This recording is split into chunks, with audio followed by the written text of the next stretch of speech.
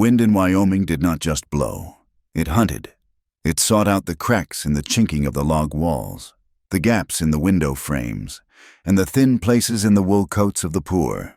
In the winter of 1883, the town of Iron Creek was less a settlement and more a cluster of buildings huddled together against the white death that swept down from the mountains. Clara Hayes sat on the edge of a mattress that had been stuffed with straw and corn husks, listening to the wind scream against the rough-hewn timber of her shack. It was a sound like a woman wailing, a ceaseless, high-pitched keen that grated against her nerves. Inside the single room, the air was so cold that her breath hung before her face in a ghost of gray mist. She looked down at the two small shapes beneath the pile of quilts. Thomas was 7, though he looked 5, his growth stunted by months of hard living. Sarah was only 4. They were asleep, or trying to be, huddled together like stray pups seeking warmth in a storm. Clara adjusted the topmost blanket, a patchwork thing she had sewn when her life was different, when Samuel was alive and the coal stove had burned hot enough to make the windows sweat. Now, the blanket was threadbare, and the stove was a cold iron beast in the corner, holding only the memory of fire. It had been 3 days since they had eaten a proper meal. 3 days since the last of the cornmeal had been scraped from the tin and boiled into a watery gruel that did little to stop the cramping in their bellies. Clara pressed a hand to her own stomach, feeling the hollow ache that had become her constant companion. She could handle the hunger. She could handle the dizziness that seized her when she stood up too fast. But hearing Thomas whimper in his sleep, hearing the empty rumble of Sarah's belly in the quiet of the night, that was a torture she could not endure. She stood up, her knees popping in the cold. She wrapped her shawl tighter around her shoulders. It was thin wool, dyed a faded indigo, frayed at the hem. She moved to the window and scraped a small circle in the frost that coated the glass. Outside, the town of Iron Creek was a smudge of gray and white. Smoke rose from the chimneys of the Lucky, from the saloon, from the mercantile. She had to try again. Clara checked the children one last time. They were still.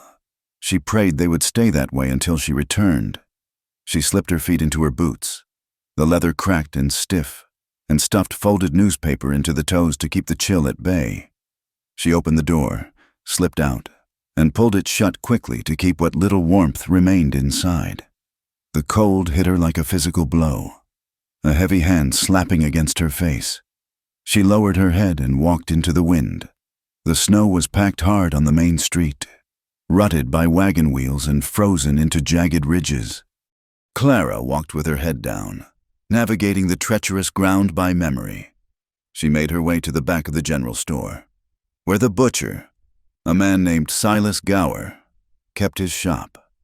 She had been a proud woman once, when Samuel was alive, when he was pulling wages from the mine before the earth swallowed him up. Clara had walked into Gower's shop with her head high. She had bought roast beef for Sundays and bacon for breakfasts. She had paid in coin, and Gower had smiled and tipped his blood-smeared hat. Now, she lingered at the back door, shivering not just from the cold but from the humiliation that coated her skin like sweat. She knocked, a timid, hollow sound against the heavy wood. The door opened with a groan of hinges. Silas Gower stood there, wiping his hands on a stained apron. The smell of raw meat and sawdust drifted out, thick and metallic, to a starving woman. It smelled like heaven. "Mrs. Hayes," Gower said. His voice was not kind. It was flat, tired. "I told you on Tuesday." "I know, Mr. Gower," Clara said, her voice trembling despite her best efforts to keep it steady. "I know what you said, but I thought maybe you had some scraps today. Bones for soup, ends of the bacon, anything you were going to throw to the dogs." Gower sighed, leaning against the door frame. He was a heavy man, well-fed, with a face ruddy from the heat of his stove and the brandy he kept under the counter. "I run a business, Clara, not a charity ward. Your husband left half the town holding unpaid tabs when he died. I'm one of them. I will pay you back," Clara promised, the lie tasting like ash in her mouth. When the spring comes, I can take in washing. I can plant a garden. Spring is 4 months away, Gower said. He looked past her, toward the gray horizon. And you already owe me for the salt pork you took last month. The owner holds me to account for every ounce of stock. Please, Clara whispered. The word was a shard of glass in her throat. My children. Thomas is sick. He needs broth. Just bones. Mr. Gower. Just the bones. Gower looked at her.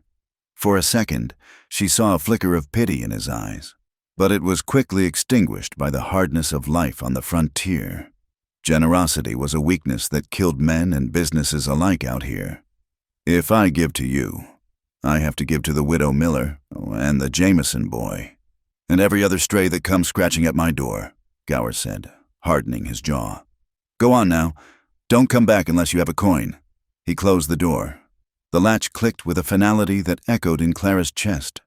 She stood there for a long time, staring at the wood, the smell of meat still teasing her senses.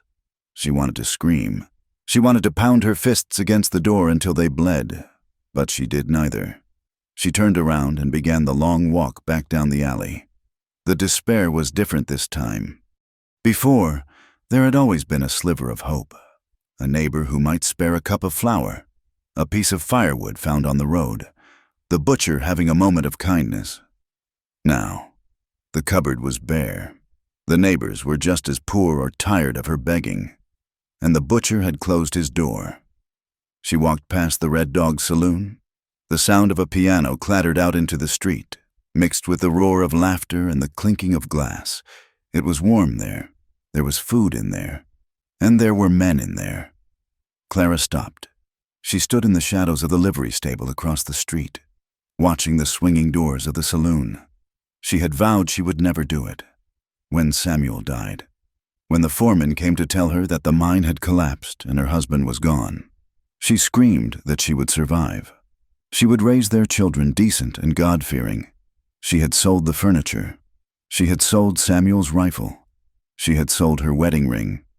Now, she had nothing left to sell but the one thing she had guarded fiercely. A woman came out of the saloon, hanging on the arm of a miner. The woman was wearing a dress of bright crimson, the fabric cheap but flashy. She was laughing, a shrill, artificial sound, but she looked warm. She looked fed. Clara looked down at her own hands. They were red and chapped, the knuckles swollen from the cold. She touched her face. She was 26 years old, but she felt 50. Yet she knew she was not ugly. Before the hunger took the soft curves of her face, she had been called beautiful. Perhaps there was enough left of that beauty to buy a meal. The thought made bile rise in her throat. She swallowed it down. Pride was for the living. If she did not do something tonight, she feared her children would not be among the living for much longer. She did not go home. She could not face the hollow eyes of her son or the trusting gaze of her daughter with empty hands. She waited in the alley, the darkness wrapping around her like a shroud. Hours passed. The cold seeped through her boots, turning her toes into numb blocks of ice. She stomped her feet silently to keep the blood moving. Around midnight, the doors of the saloon banged open. A man stumbled out, alone. He was a ranch hand, judging by the sheepskin coat and the spurs that jingled faintly as he walked. He was drunk, weaving slightly as he tried to navigate the boardwalk. Clara took a breath. It felt like inhaling needles. She stepped out of the shadows. "Mister," she said. Her voice was barely a whisper. She cleared her throat and tried again. Louder. "Mister." The man stopped and turned, blinking at her. He had a heavy beard and watery eyes. He smelled of stale beer and unwashed wool. "Who's that?" he grunted, squinting into the dark. Clara stepped into the pale light cast by the saloon window. She lowered the shawl from her head, letting him see her face. I was wondering if you needed company." The man stared at her for a moment, his slow mind working through the words. Then a grin spread across his face, crooked and leering. "Company? Well now, ain't you a quiet little thing?" He stepped off the boardwalk, closing the distance between them. Clara fought the urge to run. Every instinct in her body screamed at her to flee, to hide, to protect herself, but the image of Thomas and Sarah, shivering under thin blankets, held her feet to the frozen earth. "How much?" the man asked, his voice dropping to a conspiratorial rasp. He reached out, his hand heavy and rough, and grabbed her upper arm. His fingers dug into her flesh through the thin coat. Clara flinched but did not pull away. $2, she said. It was a fortune. It was enough for wood and flour and salt pork. $2. The man laughed, a wet, hacking sound. $2. You think highly of yourself, don't you, darling? I got $1 in my pocket. You take that, or I find someone else. $1. It was barely enough, but it was something. All right, Clara whispered. $1.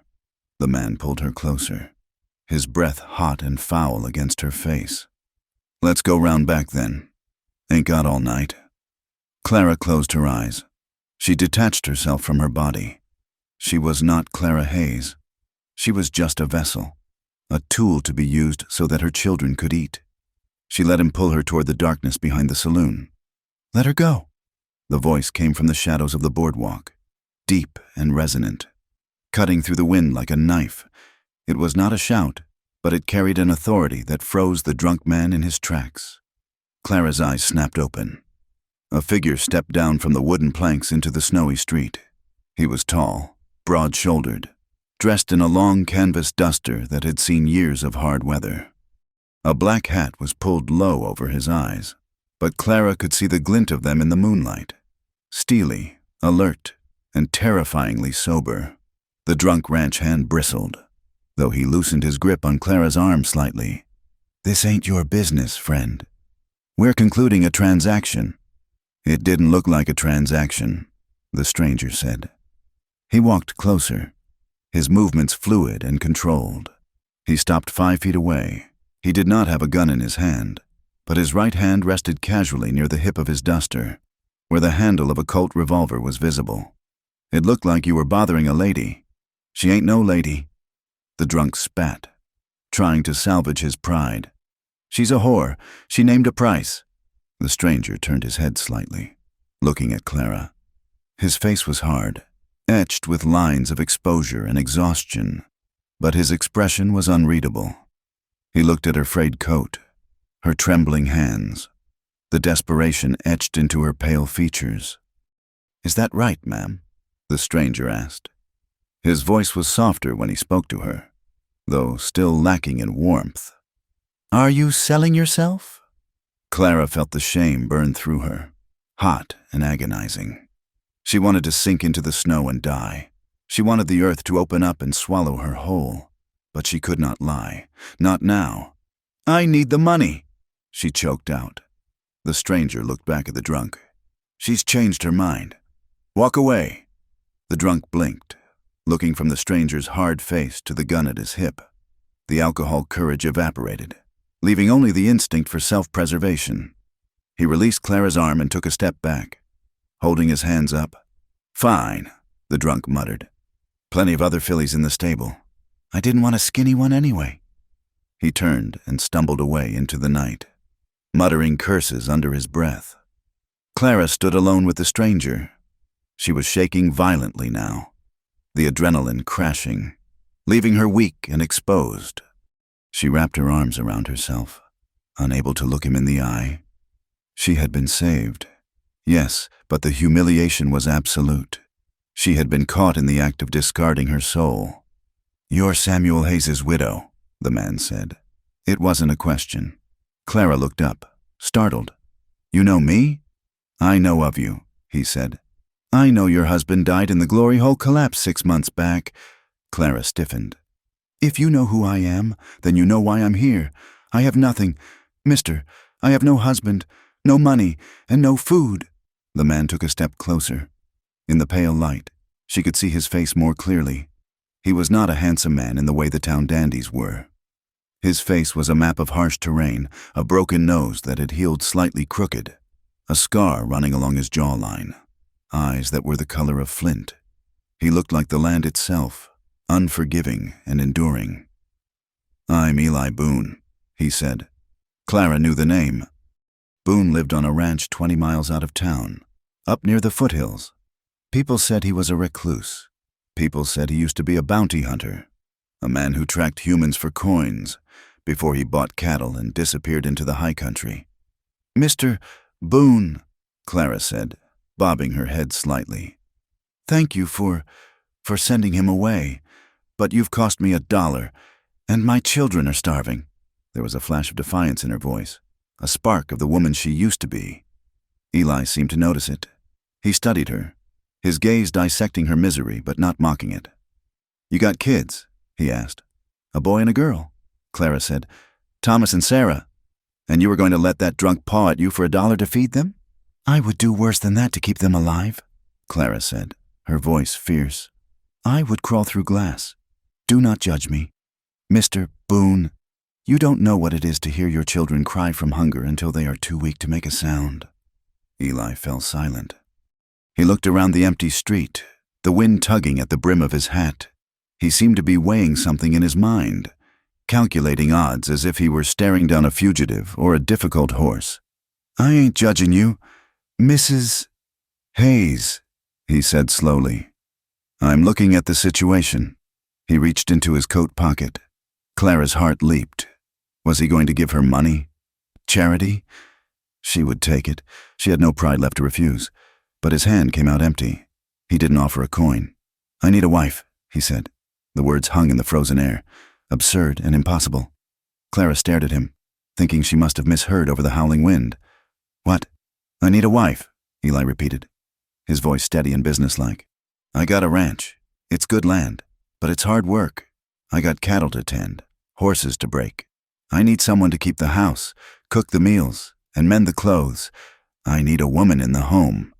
Clara took a step back, clutching her shawl. "You're mocking me. This is a cruel joke." "I don't joke," Eli said. His eyes bored into hers. "And I don't buy women for an hour. That ain't my way." He gestured vaguely toward the mountains. "I can offer you a roof that doesn't leak. I can offer you a warm fire. I got a smokehouse full of venison and a cellar with potatoes. Your kids, I can't be a father to them. I don't know anything about that, but I can promise they won't go hungry. They'll have boots on their feet and coats on their backs." Clara's mind reeled. It was madness. A stranger, a man with a reputation for violence, standing in the snow offering marriage like he was trading for a horse. "Why?" she asked. "Why me? You could find a wife anywhere. Why pick a woman you just found trying to sell herself outside a saloon?" Eli looked at her, and for the first time, his mask slipped. She saw something ancient and weary in his expression. "Because you're desperate," he said bluntly. "And desperate people are honest. You ain't playing games. Clara, you're fighting for survival. I respect that." He took a step back, giving her space. "I ain't asking for love.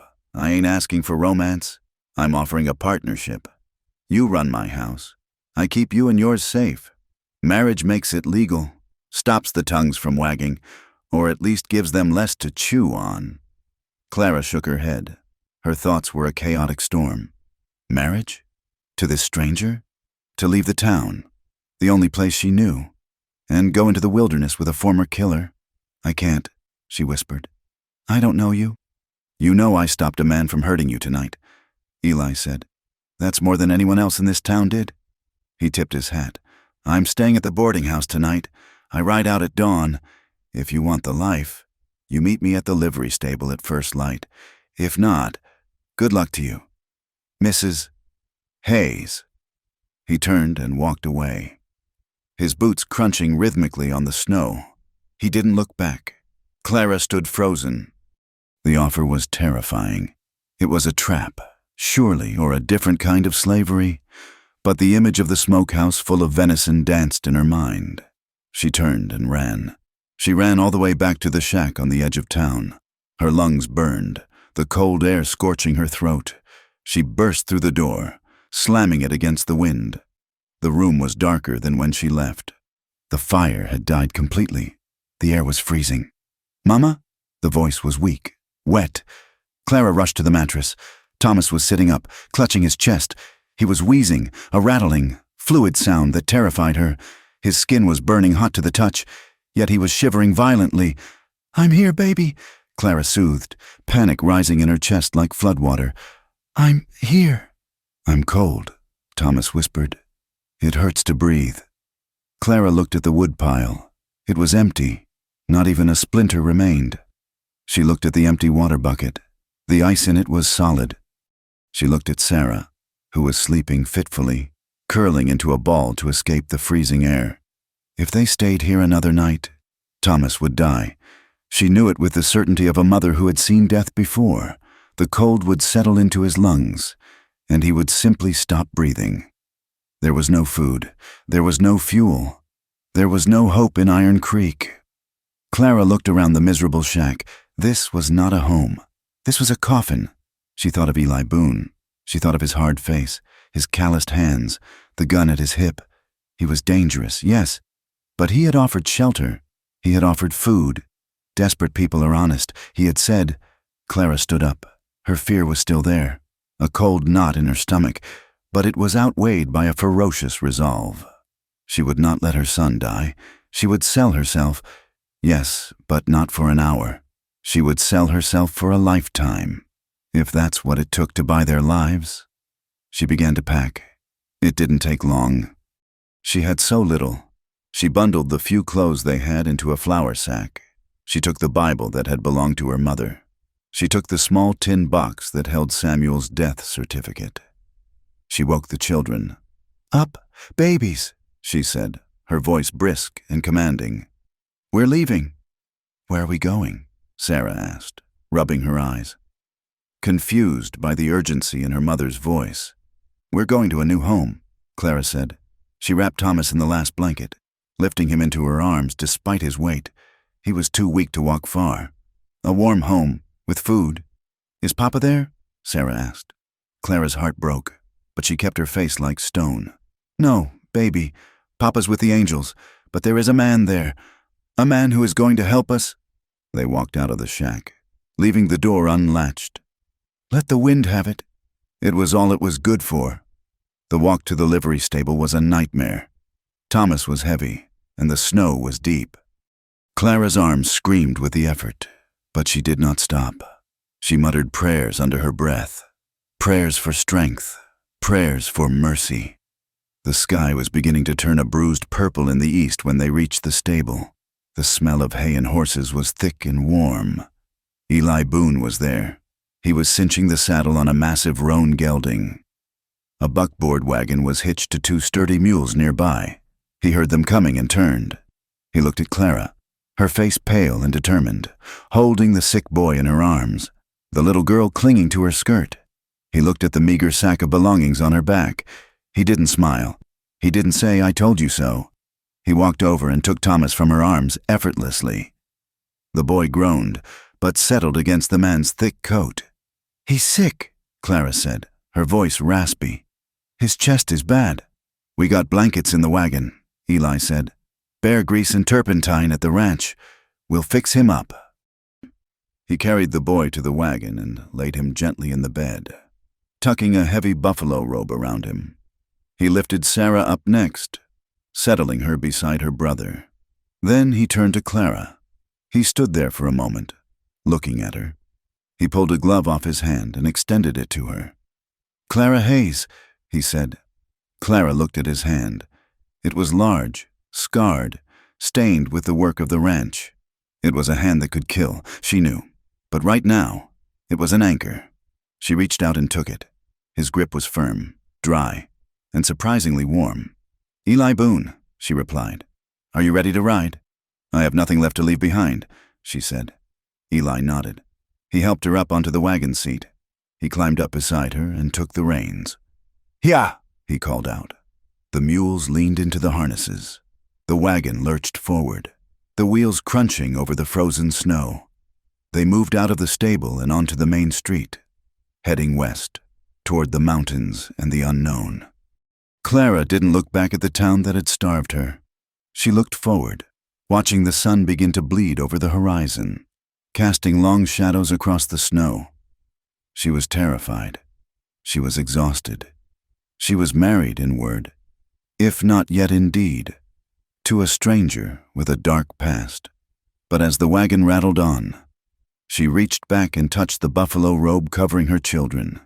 It was thick and warm. For the first time in months, she did not feel the bite of the wind. The wagon wheels groaned against the frozen earth, a rhythmic protest that measured out the miles between the life Clara Hayes was leaving and the uncertain future she was riding toward. The journey to Eli Boone's ranch was not a jaunt. It was a pilgrimage through a landscape that seemed determined to strip a person of their hope. They left the valley floor where Iron Creek festered in its own coal smoke and began the long, arduous climb into the foothills. The air grew thinner here, sharper. It tasted of pine resin and ancient ice. The road was little more than a scar cut through the wilderness, winding between towering stands of lodgepole pine that blocked out the weak winter sun. To the west, the great peaks of the Tetons jagged against the sky like the teeth of a wolf, white and merciless. Clara sat on the buckboard bench, her spine rigid. She held the reins of her fear as tightly as Eli held the leather ribbons guiding the mules. She cast a glance sideways at him.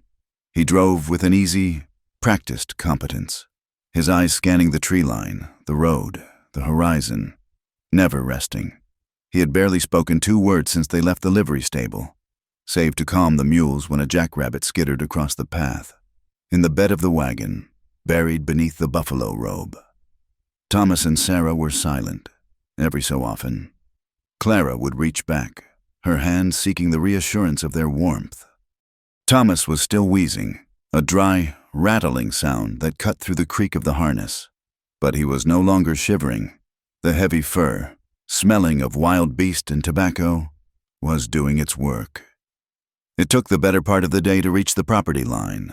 The sun was beginning to dip, painting the snow in shades of lavender and bruise purple, when Eli finally pulled on the reins. "We are here," he said.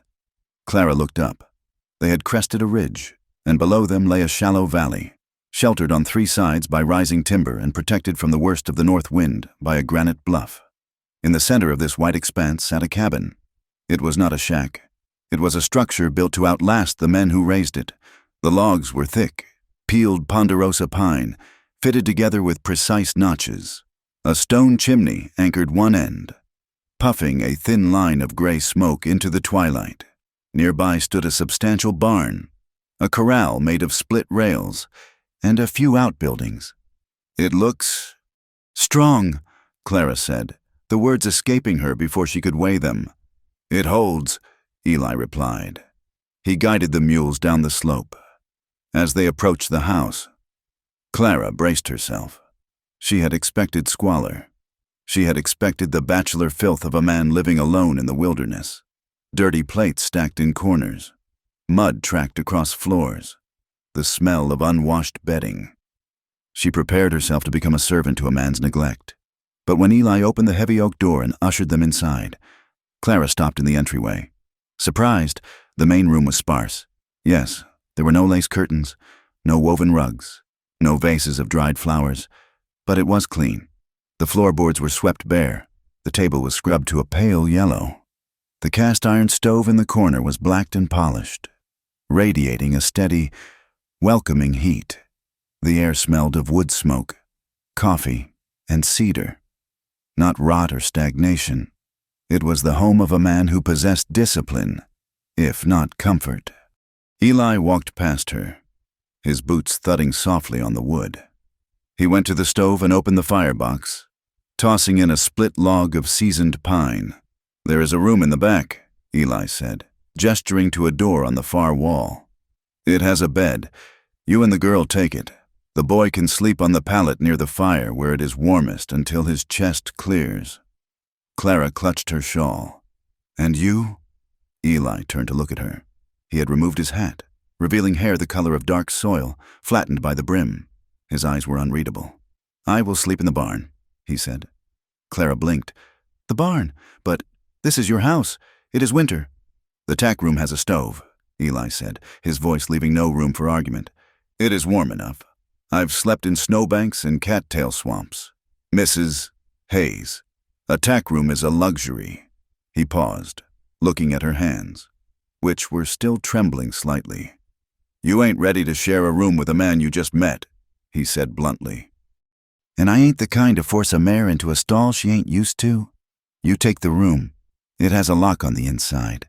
Use it if it helps you sleep. Clara felt a lump rise in her throat, hot and sharp. It was not the kindness that undid her. It was the dignity he was offering her. He was acknowledging her fear without mocking it. Thank you, she whispered.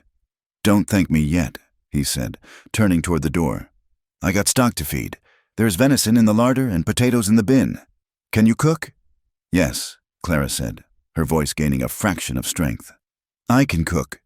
Then feed them children, Eli said, and he walked out into the cold.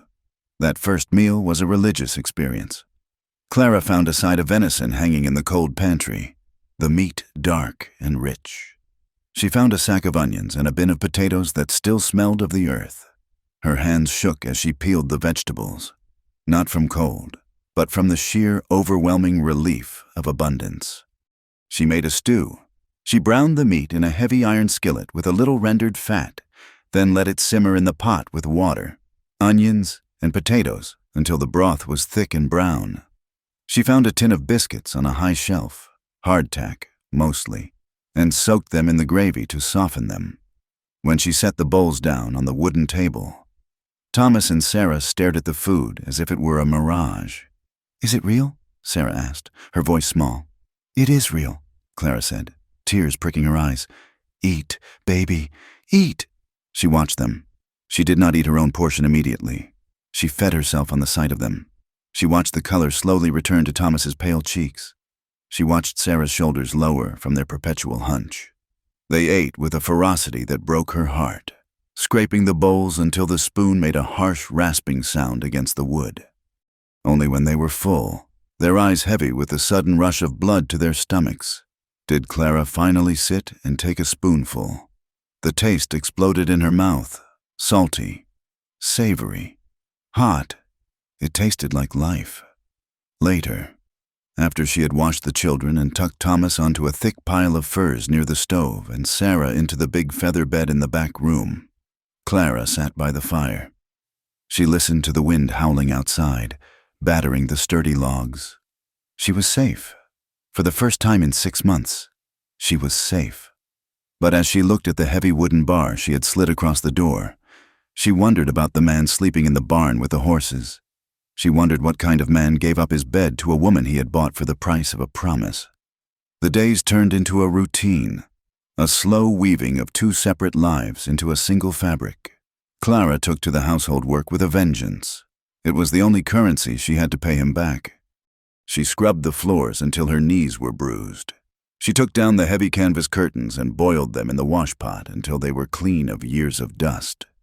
She found his clothes, shirts with torn elbows, trousers with frayed hems, and sat by the window in the afternoon light, her needle flashing as she mended them. Eli was a ghost in his own house. He rose before the sun, drinking his coffee standing up by the stove, and was out the door before the children stirred. He spent his days with the cattle, riding the fence line, breaking ice on the watering troughs, and pitching hay. He came in only for supper. He would stomp the snow from his boots on the porch, hang his hat on the peg, and wash his hands in the basin with a bar of harsh lye soap. The meals were quiet. Eli was not a man of small talk. He ate quickly, efficiently, as if food were merely fuel, but he was not unkind. One evening, he brought in an armful of kindling, more than the box could hold. Birch, he said, setting it down. Burns hotter. Good for the morning. Another day, he came in with a small wooden top he had whittled. He set it on the table in front of Sarah without a word, when she spun it, laughing as it danced across the rough grain of the wood. Clara saw the corner of Eli's mouth twitch, the ghost of a smile that vanished as quickly as it appeared. Thomas was the bridge between them. As the boy's strength returned, he became restless. He wanted to be outside. He wanted to be where the man was. One crisp morning, Clara looked out the window to see Eli in the corral. He was grooming the big roan gelding. Thomas was standing by the fence, watching, wrapped in a coat that was 3 sizes too big for him, an old coat of Eli's that Clara had cut down and hemmed. Clara opened the window a crack to listen. "You don't approach him from the rear," Eli was saying, his voice low and patient. "A horse thinks with his eyes and his ears. If he can't see you, he thinks you are a mountain lion. You walk up to his shoulder. You put a hand on his neck. You let him know you are there." "He is so big," Thomas said, his voice filled with awe. "Size doesn't matter," Eli said. "Respect matters. You respect his strength. He respects your gentle hand. It is a trade. You understand?" "Yes, sir," Thomas said. "Don't call me sir," Eli muttered, lifting the saddle. "Makes me feel old. Call me Eli." Clara closed the window, her heart thudding a strange, uneven rhythm against her ribs. She looked down at the shirt she was mending, a flannel check that smelled faintly of him, tobacco and sage. She ran her thumb over the stitches. She was beginning to look at him. Really look at him. Not just as a savior, but as a man. She watched the way his shoulders moved when he chopped wood. She watched the way his hands, so capable of violence, were gentle when he checked the hooves of a calf. She felt a stirring deep in her belly, a warmth that had nothing to do with the stove, but she tamped it down immediately, piling heavy stones of guilt on top of it. She was a widow. She was a woman who had almost sold her body for $1. She had no right to desire, and certainly no right to desire this hard, silent stranger. The bubble of their isolation had to burst eventually. 2 weeks after they arrived, they had to go to town. The flour was low, and Eli insisted that if they were to live as man and wife, they had to do it legally. They needed the paper. The ride back to Iron Creek was tense. Clara felt exposed, like a turtle pulled from its shell. When the town came into view, she instinctively pulled Sarah closer. They went to the courthouse first. The justice of the peace, a tired man named Miller with ink-stained fingers, married them in 5 minutes. He looked at Clara, then at Eli, and cleared his throat awkwardly. "That'll be $2, Miller said. Eli paid him. He took the paper, folded it carefully, and handed it to Clara. "Keep it safe," he said. It was when they were walking to the mercantile that the trouble started. The town was small, and eyes were everywhere. Clara felt them boring into her back. Whispers trailed behind them like smoke. "That's her. Shameless. Living with him up there." They were passing the small white-clapboard church when the doors opened. Reverend Lowe stepped out. He was a thin, severe man, his face pinched as if he smelled something rotting. He saw Clara and Eli on the boardwalk. He did not lower his voice. "The path of the wicked is darkness," Lowe intoned, his voice carrying across the street. A few townsfolk stopped to watch. "They stumble, for they do not know what makes them fall." Clara froze. She looked down, her face burning. "Walk on, Clara," Eli said softly, his hand touching the small of her back. "And the adulteress will hunt for the precious life," Lowe shouted, pointing a bony finger. "You bring shame to this town. Clara Hayes, a widow who beds a killer to fill her belly, is no better than the harlots of Babylon." The words struck Clara like physical blows. Whore turned wife. That was what they were thinking. That was what she was. Eli stopped. The air around him seemed to drop 10 degrees. He turned slowly to face the church steps. He did not draw his gun. He did not shout. He simply looked at the preacher with eyes that were flat and dead. "You got a lot to say for a man who lives on the tithes of starving widows." "Low," Eli said. His voice was not loud, but it carried perfectly in the sudden silence of the street. "Clara is my wife, before God and the law. You speak her name with disrespect again, and I will come up those steps and discuss it with you personally." The threat hung heavy in the air. The preacher's mouth snapped shut. He had seen men like Eli Boone before. He knew that they did not make idle threats. Eli turned back to Clara. "Let's go."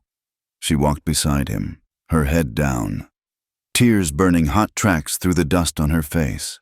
She felt dirty. She felt marked. When they were back in the wagon, miles away from the town. Eli finally spoke. "They are sheep," he said, "bleating because they are scared. Don't you pay them no mind." "He was right," Clara whispered, staring at her hands. "I sold myself. It doesn't matter that you offered marriage. I still sold myself. You survived," Eli said sharply. "There is no shame in survival, Clara, none." But the shame did not listen to logic. It coiled in her gut, tight and poisonous. The blizzard hit 3 nights later. It came screaming down from the north, a white wall of fury that buried the ranch in drifts 6 feet deep. The wind howled like a banshee, rattling the door hinges and shaking the very foundation of the house. There was no sleeping in the barn that night. The temperature dropped so low that the nails in the walls popped with the sound of gunshots. Eli brought his bedroll inside. He laid it out on the rug in front of the fireplace, the only place in the house where the heat held against the invading cold. The children were asleep in the back room, buried under every quilt in the house. Clara sat in the rocking chair, a quilt wrapped around her legs. Eli sat on the floor, cleaning his revolver. The rhythmic snick-snick of the oiled rag on steel was the only sound in the room besides the roar of the wind. The intimacy of the moment was suffocating. They were trapped in a circle of firelight, the rest of the world erased by the storm. "Why did you never marry?" Clara asked. The question slipped out before she could stop it. Eli paused in his work. He didn't look up. He inspected the cylinder of the Colt. "Never stay in one place long enough," he said. "Because of bounty hunting?" He looked up then. The firelight danced in his dark eyes, making them look haunted. "You heard stories." "I heard you were good at it," Clara said. "I heard you were dangerous." "I was effective," Eli corrected. "There is a difference." He set the gun down on the floor cloth. He leaned back against the stone hearth, pulling his knees up. "I hunted men for 10 years, he said quietly. "Bad men, thieves, murderers. I told myself I was doing the Lord's work, cleaning up the trash." "What happened?" Clara asked. She leaned forward slightly, drawn into the orbit of his confession. "A job went wrong," Eli said. He stared into the flames. "Down in New Mexico. A boy. He had robbed a payroll wagon, killed the driver. I tracked him for 3 weeks through the desert. I caught him in a box canyon." Eli's voice grew rough, like gravel grinding together. "He was 17. Scared. He raised his gun. I didn't hesitate. I put a bullet in his chest." He looked at his hands, turning them over in the light.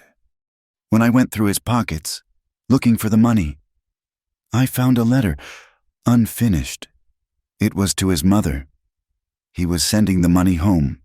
Their farm was failing. He wasn't a killer. He was just a desperate boy trying to feed his family." Clara's breath hitched. The parallel was a knife in her heart.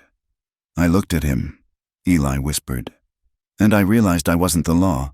I was just another man with a gun, killing for a coin. I took the bounty money, sent it to his mother, and I rode north. I bought this land. I swore I'd never hunt a human being again." Silence stretched between them, heavy and profound. The wind battered the walls, but inside, the air was still. Clara looked at him. She saw the weight he carried, the guilt that mirrored her own. He wasn't just a hard-edged cowboy. He was a man trying to outrun his own sins. "We are a pair, aren't we?" Clara said softly. "You killed to feed yourself. I almost sold myself to feed my children. Both of us did what we had to do." Eli looked at her. His gaze was intense, stripping away her defenses. "Maybe," he said. "Or maybe we are just two people trying to find a way to be decent again." Clara felt it then, an undeniable pull. It was not just gratitude.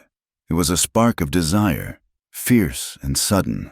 She wanted to reach out and touch the scar on his jaw. She wanted to feel the roughness of his hand against her cheek. She saw the same look in his eyes. His gaze dropped to her lips, then back to her eyes. The air between them crackled, hotter than the fire.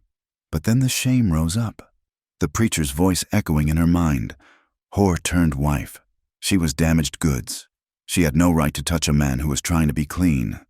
She pulled the quilt tighter around herself, breaking the moment. "It's late," she said, her voice trembling. The fire is dying down. Eli blinked, the mask sliding back into place. He nodded, turning back to the fire. Get some sleep, Clara, he said. The storm will break by morning. Clara stood and retreated to her room. She locked the door, not to keep him out, but to keep herself in. She lay in the dark, listening to the wind, and for the first time, she realized that the most dangerous thing on the ranch was not the cold, nor the wolves, nor the past. It was the man sleeping on the floor on the other side of the door, and the way he made her want to believe in forgiveness. The winter did not surrender easily. It retreated by inches, fighting a slow, retreating war against the rising sun. But by April, the white drifts that had choked the valley began to slump into gray, weeping mounds. The silence of the deep freeze was replaced by the constant, musical dripping of meltwater and the roar of the creek swelling against its banks. The earth emerged from beneath the snow, muddy and smelling of rot and rebirth. Clara Hayes stood in the patch of ground behind the cabin, her boots caked in thick, black mud. The air was cool, but it held the promise of warmth, a gentle caress against her cheek that felt like a pardon after the sentencing of winter. She was turning the soil, preparing the garden. It was back-breaking work, driving the spade into the heavy, wet earth. But Clara welcomed it. It felt good to be the one shaping the land, rather than just surviving it. Thomas was beside her, wrestling with a bucket of stones they had cleared from the plot. The boy had changed. The hollows in his cheeks had filled out. His skin was brown from the wind and sun, and the wheezing rattle in his chest had faded into a memory. He wore a miniature version of Eli's hat, pulled low over his eyes, and he worked with a solemn intensity that mimicked the man he shadowed.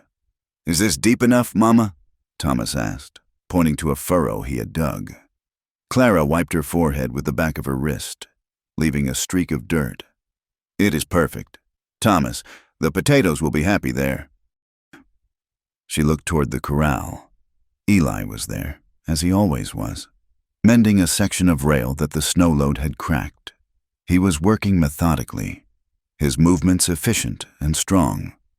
He paused, feeling her gaze, and tipped his head in a silent acknowledgement before returning to his task.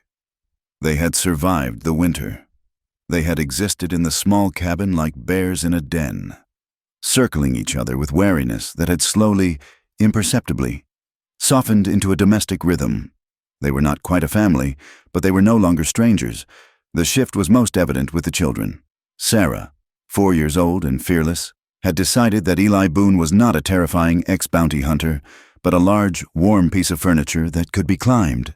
That evening, after a supper of rabbit stew and cornbread, the change manifested in a way that stopped Clara's heart. Eli was sitting in the high-backed wooden chair near the hearth, whittling a new latch for the root cellar. Sarah stood behind him on the rungs of his chair, her small hands busy in his dark, collar-length hair. Clara sat at the table, mending a sock, watching them out of the corner of her eye. She expected Eli to brush the girl away, to retreat into his solitary stoicism. Instead, he held his head perfectly still. "You got tangles," Sarah announced, tugging on a lock of hair with less gentleness than a barber would employ. "Is that a fact?" Eli grunted, blowing wood shavings off the latch. "Yes, I am fixing them. I am making you pretty." Clara stifled a smile, burying her face in her sewing. "I ain't sure pretty is something I aim for. Little bit," Eli said dryly. "Hush," Sarah commanded. She began to braid a section of his hair near his temple, her small fingers clumsy but determined. She tied it off with a piece of yarn she had scavenged from Clara's basket. "There," Sarah said, patting his shoulder with satisfaction. "Now you look like a chief. Look, Pa." The word hung in the room, sudden and heavy. Sarah didn't notice. She jumped down from the chair and ran to fetch her rag doll. But Clara froze, the needle hovering over the wool sock. Thomas looked up from the floor where he was playing with the wooden horse Eli had carved. Silence stretched, thick and awkward. Clara's heart hammered against her ribs. She looked at Eli, expecting anger, or perhaps the cold withdrawal that happened whenever they got too close to the truth of their arrangement. Eli sat motionless. He slowly reached up and touched the clumsy little braid hanging by his ear. He didn't tear it out. "I am sorry," Clara said, her voice breathless. She forgets. She doesn't mean any disrespect to your name or station." Eli turned in the chair to look at her. The firelight softened the harsh planes of his face, casting deep shadows in the hollows of his eyes. There was no anger there. Instead, there was a profound, aching sadness that softened into something gentle. "She is 4 years old. Clara," Eli said quietly. "She calls the cat dog half the time. Don't scold her." "But I don't want you to think I am teaching them to overstep," Clara stammered. Eli looked at Sarah, who was humming to her doll by the wood box. A small, crooked smile touched his lips. A rare thing, like a wildflower blooming on granite. "I have been called a lot of things in my life," Eli said. "Killer, tracker, bastard. Pa is the first one that didn't make me want to reach for my gun." He stood up, leaving the braid in his hair, and went to check the stove. Clara watched him, feeling a warmth spread through her chest that had nothing to do with the fire. It was a dangerous warmth. It was the heat of hope. The spring deepened, and with it, the ranch demanded more. The days grew longer, stretching the light well into the evening. One morning, Clara woke before the children. The sun was just cresting the peaks, painting the sky in violent shades of orange and pink. She dressed quietly and went out to the porch to draw water from the rain barrel. The rhythmic thwack of an axe splitting wood echoed from behind the cabin. Clara walked around the corner of the house, the bucket in her hand. She stopped. Eli was at the wood pile. He had shed his coat and his flannel shirt, working only in his trousers and suspenders. His skin was tanned from years of exposure, his muscles cording and bunching with every swing of the heavy splitting maul. Sweat glistened on his shoulders, catching the morning light. But it was not his strength that held Clara captive. It was the map of violence written on his flesh. Across his broad back, a spider web of scars told the story of his life. There was the puckered, round crater of an old bullet wound near his shoulder blade. There were long, thin white lines that looked like knife slashes. And lower, across his ribs, the jagged, ugly mark of what might have been a steer's horn or a fall from a horse on rocky ground. He was a tapestry of survival. Clara knew she should turn away. A decent woman did not stare at a half-naked man, even if he was her husband by law. But she could not move. She watched the way his back flexed as he brought the axe down, the raw power of him. For the first time since Samuel died, perhaps for the first time in her life, Clara felt a surge of pure, unadulterated want. It was not the safe, warm affection she was beginning to feel for his kindness. This was carnal. It was a physical pull that started in her stomach and tightened her throat. She wanted to step forward and trace those scars with her fingertips. She wanted to know the texture of that damaged skin. Eli swung the axe, splitting a round of pine with a loud crack. He paused, wiping sweat from his brow with his forearm. He sensed her then, the instinct of the hunter. He turned sharply, the axe still in his hand. When he saw her, he didn't cover himself. He simply stood there, his chest heaving slightly from the exertion. His eyes locked onto hers across the yard. Clara felt the blush rise from her neck to her hairline, hot and revealing. She tightened her grip on the bucket handle until her knuckles turned white. "Morning," Eli said. His voice was rough with morning gravel. "Morning," Clara managed to whisper. I was just getting water." "Bucket's empty," Eli noted. His eyes dropped to the bucket, then traveled slowly back up to her face. There was a heat in his gaze that matched her own, a recognition of the tension that had been winding tighter between them with every passing week. "I should go," Clara said, fleeing the moment. She turned and hurried back to the safety of the kitchen, her heart beating like a trapped bird. The desire might have remained a secret, buried under layers of propriety and fear, had it not been for the wire. 3 days later, Eli was out fencing the south pasture. He came in late for supper, moving stiffly. When he washed his hands at the basin, Clara noticed a dark, angry gash on his left forearm. "You're hurt," she said, setting a platter of biscuits on the table. "Barbed wire." Eli grunted, drying his hands. "Snapped back on me. Rusted. It's nothing. Let me clean it," Clara insisted. "I washed it. It'll heal. Always does." He ate his supper in silence, but Clara noticed he didn't finish his stew. He went to the barn early, and when he came back to sleep on his pallet by the fire, he moved with a heaviness that worried her. By the next evening, the nothing had become something. Eli came in from the rain, shivering so violently his teeth chattered. His face was gray, his eyes glassy and fever-bright. He stumbled toward the chair and collapsed into it. Clara dropped the broom she was holding. She rushed to him, pressing the back of her hand to his forehead. He was burning up. "Thomas, get the blankets from the bed," she ordered, her voice sharp with fear. "Sarah, bring me the whiskey and the clean rags." "I'm fine," Eli mumbled, trying to stand up. "Just a chill. Sit down." "Eli Boone," Clara commanded, pushing him back by his shoulders. "You are burning with fever. Let me see the arm." He didn't have the strength to fight her. She rolled up his sleeve. The cut from the wire was ugly, swollen, red, and oozing yellow pus. Red streaks were beginning to crawl up his arm toward his elbow. Blood poisoning, terror, cold and absolute, washed over Clara. She had seen men die of less in the mining camps. "We have to draw the poison," she said. For the next 2 days, the cabin became a sick room. Clara sent the children to sleep in the big bed while she stayed by the fire with Eli. She made poultices of bread and milk, of onion and herbs, binding them tight against the wound. She forced willow bark tea down his throat to break the fever. She bathed him. It was an intimacy she had not prepared for. She stripped him of his sweat-soaked shirt to wash his chest with cool water. She felt the heat radiating off him like a furnace.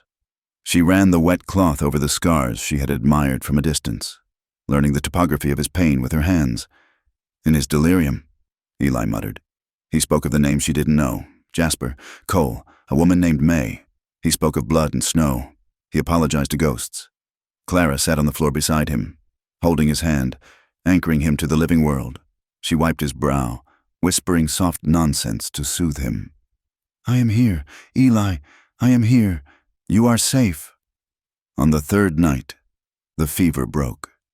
Clara had fallen asleep sitting up, her head resting on the edge of his pallet.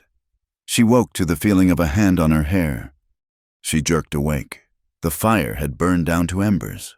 The room was dim. Eli was looking at her. His eyes were clear, no longer glazed with fever, though he looked exhausted and hollowed out. "Clara," he rasped. "You're awake," she breathed, reaching for the cup of water.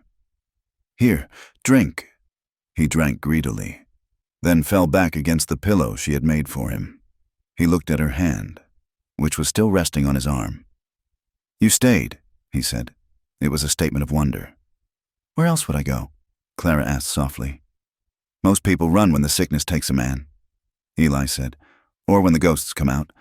I reckon I was talking." "You were," Clara admitted. "But I didn't listen to the words. I just listened to the voice." Eli turned his hand over, interlacing his fingers with hers. His grip was weak, but deliberate. "Thank you for saving my hide. Again." "You saved us first," Clara said. "I am just paying the debt."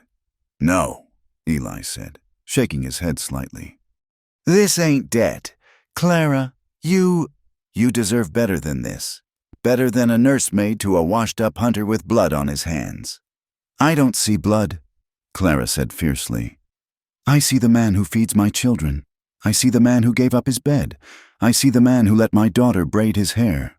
She leaned closer, the distance between them vanishing. The air in the room shifted, heavy with the scent of wood smoke and the raw, fragile honesty of the moment. "I see a good man, Eli." Eli looked at her, his eyes searching her face.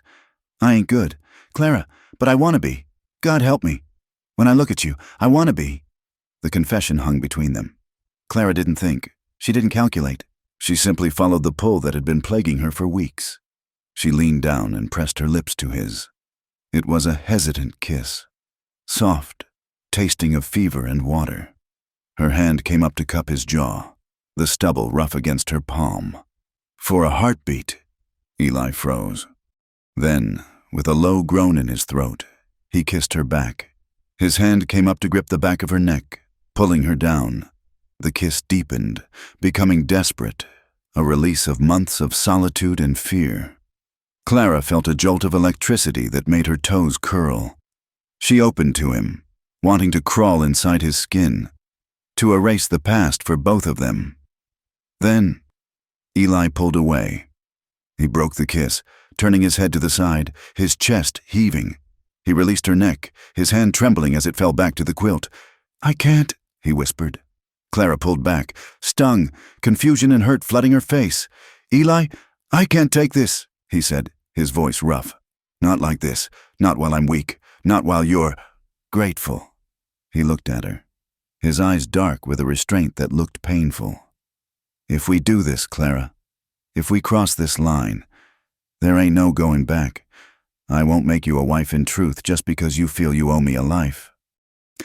"It isn't debt," Clara insisted, her voice shaking.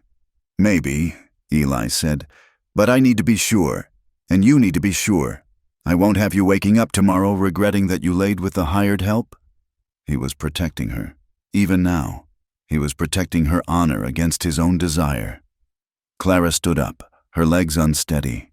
She pulled her shawl around her shoulders. "I don't regret you, Eli Boone, and I am not confused." She walked to her room, her heart pounding with a mixture of rejection and a strange, soaring triumph. He wanted her. She knew it now, and he respected her enough to wait. The rejection, paradoxically, emboldened her. In the days that followed, as Eli regained his strength, Clara moved with a new purpose. She was done with the gray wool dress she had worn since leaving the mining camp, the dress of the starving widow. She went to the trunk at the foot of her bed. Inside, she had a length of blue calico fabric she had bought years ago, intending to make curtains. She took it out. It was the color of the summer sky, bright and hopeful. She began to sew. She sat by the window in the evenings, her needle flashing in the lamplight. She cut the fabric to fit her form, pulling it in at the waist, letting the skirt flare. She wasn't sewing curtains. She was sewing a declaration. She was sewing a wedding dress. Though she was already married, she wanted to look like a woman who was loved. She wanted to look like a wife. Eli watched her sew, his eyes lingering on the blue fabric, but he said nothing. The tension in the cabin was a taut wire, humming with anticipation. By late May, the dress was finished, but before she could wear it for him, reality intruded. The supplies were low again. The coffee tin was empty, and they needed seed corn for the planting. They had to go to Iron Creek. The trip to town felt different this time. The snow was gone, replaced by wildflowers in the meadows. The air was sweet. Clara wore her old dress, saving the blue one, but she wore her head high. She sat next to Eli on the wagon seat, not huddled away, but upright. Iron Creek was busy with the spring trade. Wagons clogged the main street. Clara and Eli went about their business efficiently. They loaded the wagon with flour, sugar, coffee, and a sack of seed corn. They were coming out of the mercantile, Eli carrying a crate of nails, when a voice cut through the noise of the street like a cracking whip. "Well, I'll be damned. If it isn't the grieving widow." Clara froze on the boardwalk. She knew that voice. It was a voice from a past she had tried to bury, slick, oily, and laced with an entitlement that made her skin crawl. She turned slowly. Standing near the hitching post, leaning against a polished black carriage, was Harland McCrae. Harland had been a foreman at the mine before he moved into cattle speculation. He was a handsome man in a soft, doughy way, dressed in a suit that cost more than Eli's ranch. He had pursued Clara relentlessly before she married Samuel, and he had never taken her rejection well. "Harland," Clara said, her voice steady though her stomach churned. Harland pushed off the carriage and walked toward them. He ignored Eli completely, his eyes raking over Clara with a familiar, Insolent ownership. "I heard you'd run off," Harlan said, smiling a smile that didn't reach his cold eyes. "People said you went wild, took up with a drifter to pay your bills." "I remarried." "Harlan," Clara said coldly. "This is my husband, Eli Boone." Harlan finally looked at Eli. He looked at the worn duster, the scarred boots, the gun at his hip.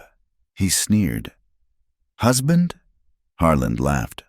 "That's a polite word for it. I hear you were selling wares on the street corner when he picked you up. Clara, seems you finally found your price. I'm hurt. I would have paid double." The insult hung in the air, foul and poisonous. Eli set the crate of nails down on the boardwalk.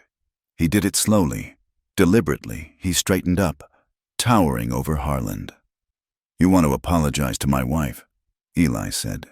His voice was low, the dangerous rumble of a landslide beginning to slide. Harlan didn't back down. He had money now, and money made men foolishly brave. "Wife," Harlan spat. "It's a sham. Boone, everyone knows it. A marriage of convenience to hide a whore's shame. Samuel Hayes was a good man. He's rolling in his grave seeing his woman shack up with a bounty hunter." Harlan turned back to Clara. "You listen to me. Clara, you annul this farce. You come back to town. I can set you up. Proper. You don't belong in a shack with a killer." "I am where I belong," Clara said, stepping closer to Eli.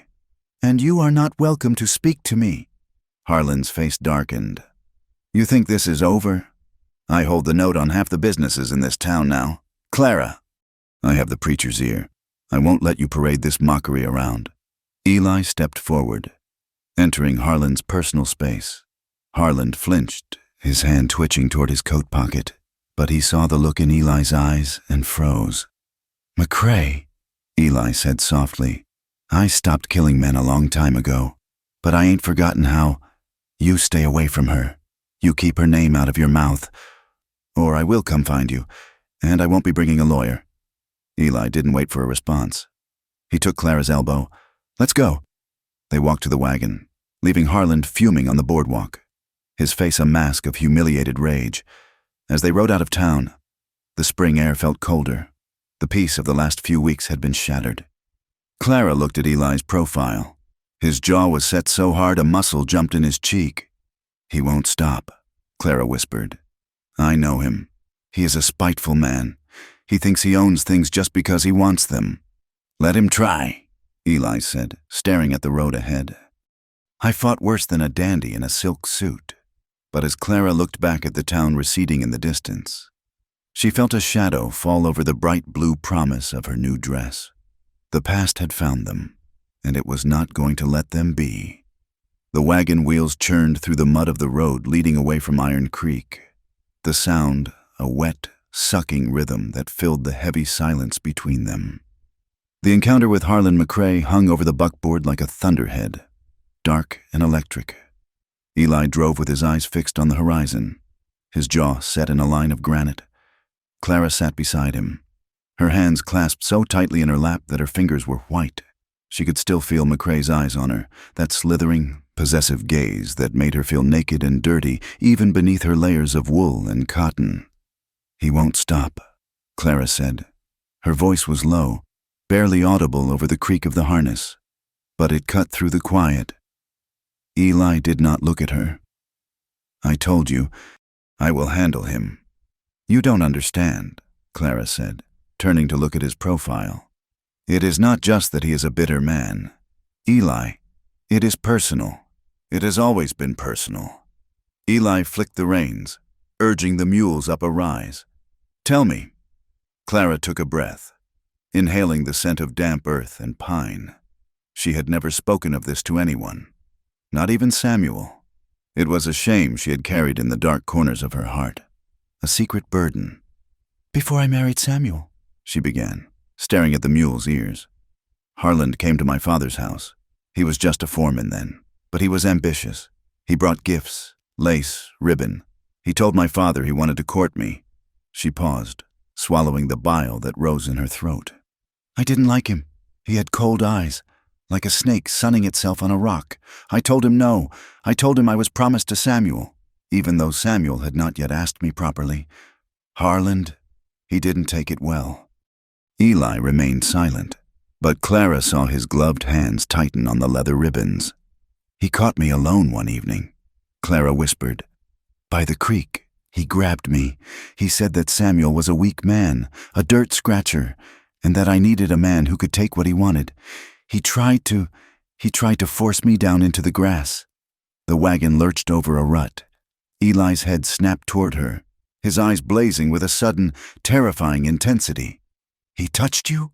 "I fought him," Clara said, her voice gaining a tremble of remembered fear. "I scratched his face. I screamed. A neighbor heard and came running. Harlan ran off. He told everyone I had led him on, that I was a tease, but he stopped coming around." She looked down at her hands. "Or so I thought. Then Samuel and I married. We were happy. Eli, we were poor, but we were happy. Then the debt started. Small things at first, but suddenly, the company store wouldn't extend credit. The landlord raised the rent. Samuel couldn't understand it. He worked so hard, but we were drowning." Clara looked at Eli, tears pooling in her eyes. Then the job at the glory hole opened up. It was dangerous work. Everyone knew the timbering was bad in that shaft, but the pay was double. Samuel didn't want to take it. He was scared.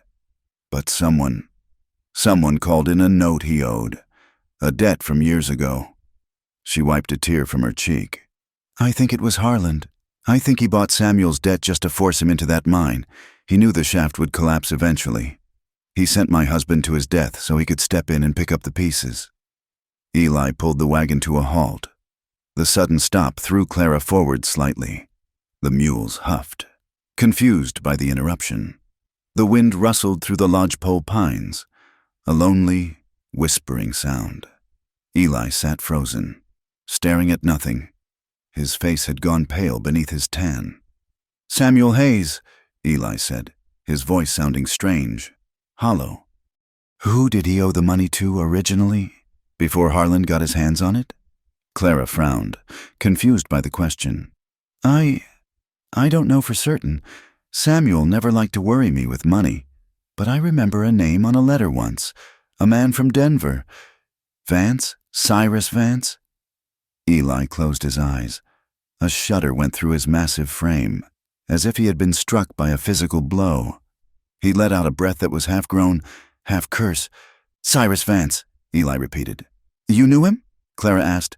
Eli turned to her. The look in his eyes was one of profound, haunted devastation. "I killed him." Clara stared at him, her mouth parting slightly. "What?" 3 years ago, Eli said, his voice flat and mechanical. "Vance was a loan shark, a bad one.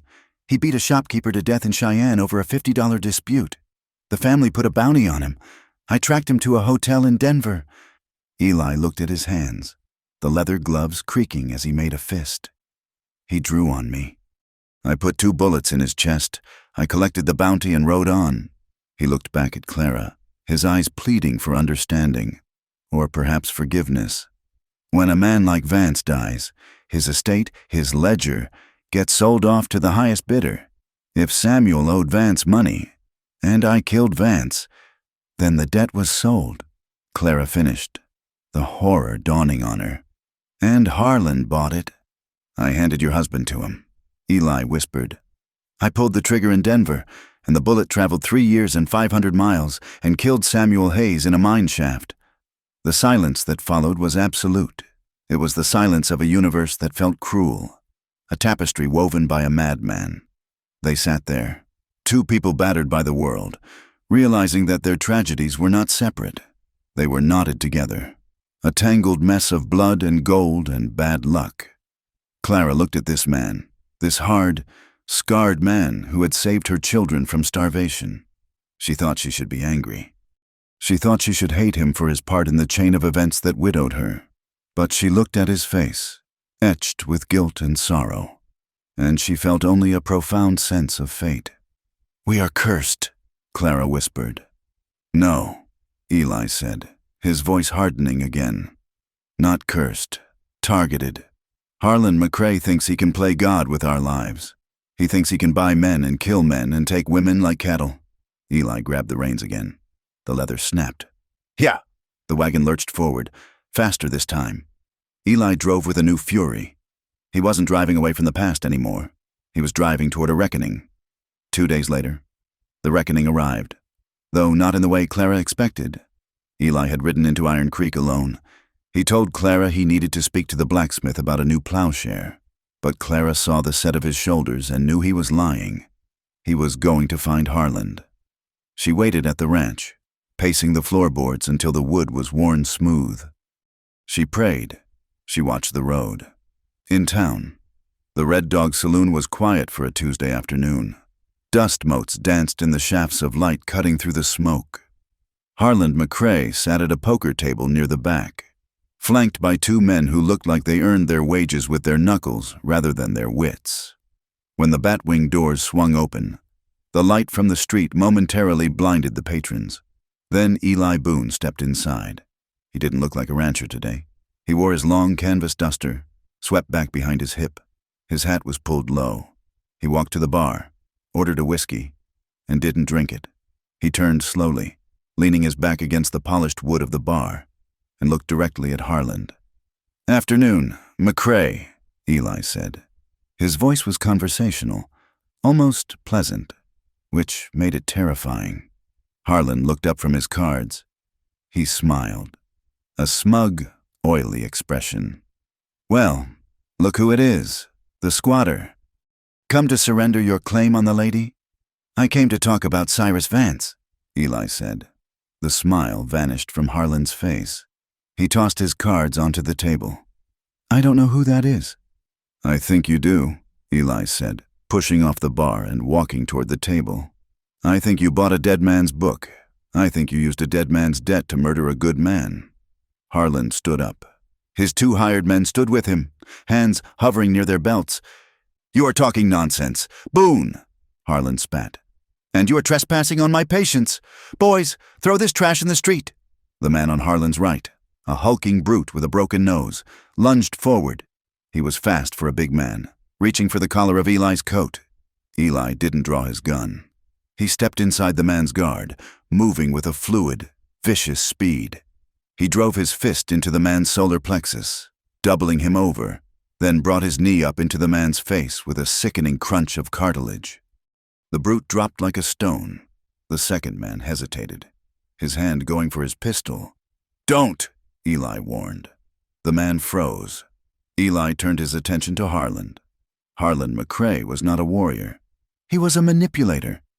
Seeing his protection crumpled on the floor, he backed away, knocking over his chair. "Now, Boone, listen," Harland stammered, raising his hands. "We can discuss this. I have money. I can write you a check." "You think money fixes everything," Eli said, stalking forward. "You think money bought you the right to touch her, to ruin her." Eli grabbed Harland by the lapels of his expensive suit and slammed him against the wall. A picture frame shattered, raining glass onto the floor. "You are going to listen to me," Eli growled, his face inches from Harland's. "Clara Hayes is my wife. If you say her name again, if you look at her again, if you so much as dream about her, I will finish what I started with Cyrus Vance. Do you understand? You can't threaten me." Harland shrieked, though his eyes were wide with terror.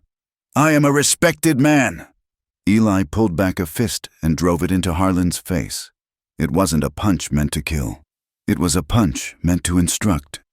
Harland's head snapped back, blood spraying from his lip. Eli hit him again, and again. He beat him until Harland slumped to the floor, a whimpering, bloody heap of silk and bruised flesh. Eli stood over him, breathing hard. He flexed his right hand. His knuckles were split and bleeding.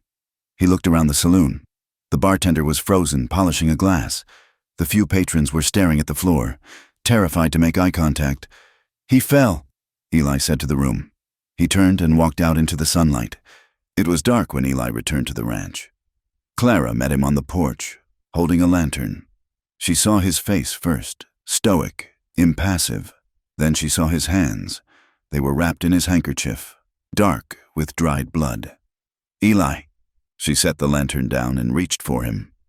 "It ain't mine," Eli said wearily. "Mostly." He walked into the house and sank into his chair by the fire. He looked old tonight. The weight of the violence hung on him like a wet coat. Clara fetched a bowl of warm water and a cloth. She knelt beside him, unwrapping his hands. The knuckles were raw, the skin broken. She dipped the cloth and began to clean them, her touch feather-light. "Harlan?" she asked softly. "He will live," Eli said, "but he won't be smiling for a while." Clara looked at the bruises on his hands. These were the hands that chopped her wood, the hands that carved toys for her children, the hands that had beaten a man bloody to defend her honor. She felt a crack in the wall she had built around her heart. It wasn't a small fissure. It was a dam breaking. "You fought for me," she whispered. "I would kill for you," Eli said simply. He looked at her, his eyes dark and unguarded. "I told you, I take care of what is mine." What is mine? The words shivered through her. She didn't feel owned. She felt claimed. She felt cherished. "I don't want you to sleep in the barn anymore," Clara said. Her voice was steady, though her heart hammered against her ribs like a trapped bird. "And I don't want you sleeping on the floor." Eli went still. "Clara." "No," she interrupted. "No more waiting. No more ghosts. Eli, just us." She stood up and pulled him to his feet. He went willingly, following her not to the bedroom, but to the rug before the fire, where the heat was strongest. She reached up and unbuttoned his shirt. Her fingers brushed the scars on his chest, the map of his pain. She kissed the jagged line of white tissue over his ribs. Eli let out a shuddering breath. His hands came up to cup her face, his thumbs tracing her cheekbones. "Are you sure?" "I am sure," she breathed. He kissed her then, and it wasn't like the first time. I wasn't hesitant. It was a collision. It was hunger and desperation and a fierce, consuming need. They sank to the floor, the firelight painting their skin in gold and shadow. Clara had been a wife before, but this was different. With Samuel, it had been gentle, sweet. With Eli, it was elemental. It was a storm. When he entered her, she buried her face in the curve of his neck to stifle her cry, her hands gripping his broad shoulders. She felt him tremble, this mountain of a man, shaking with the force of his restraint, trying to be gentle with her when she knew he wanted to devour her. "Eli?" She moaned against his skin. "Eli." They moved together in the firelight, two broken pieces of the world fitting together to make something whole. It was an act of defiance against the cold, against the town, against the death that stalked them. Afterward, they lay tangled together under the buffalo robe. The fire popped and hissed. Clara lay with her head on Eli's chest, listening to the slow, powerful thud of his heart. She felt a tear slide down the bridge of her nose and land on his skin. Then another. Eli stiffened.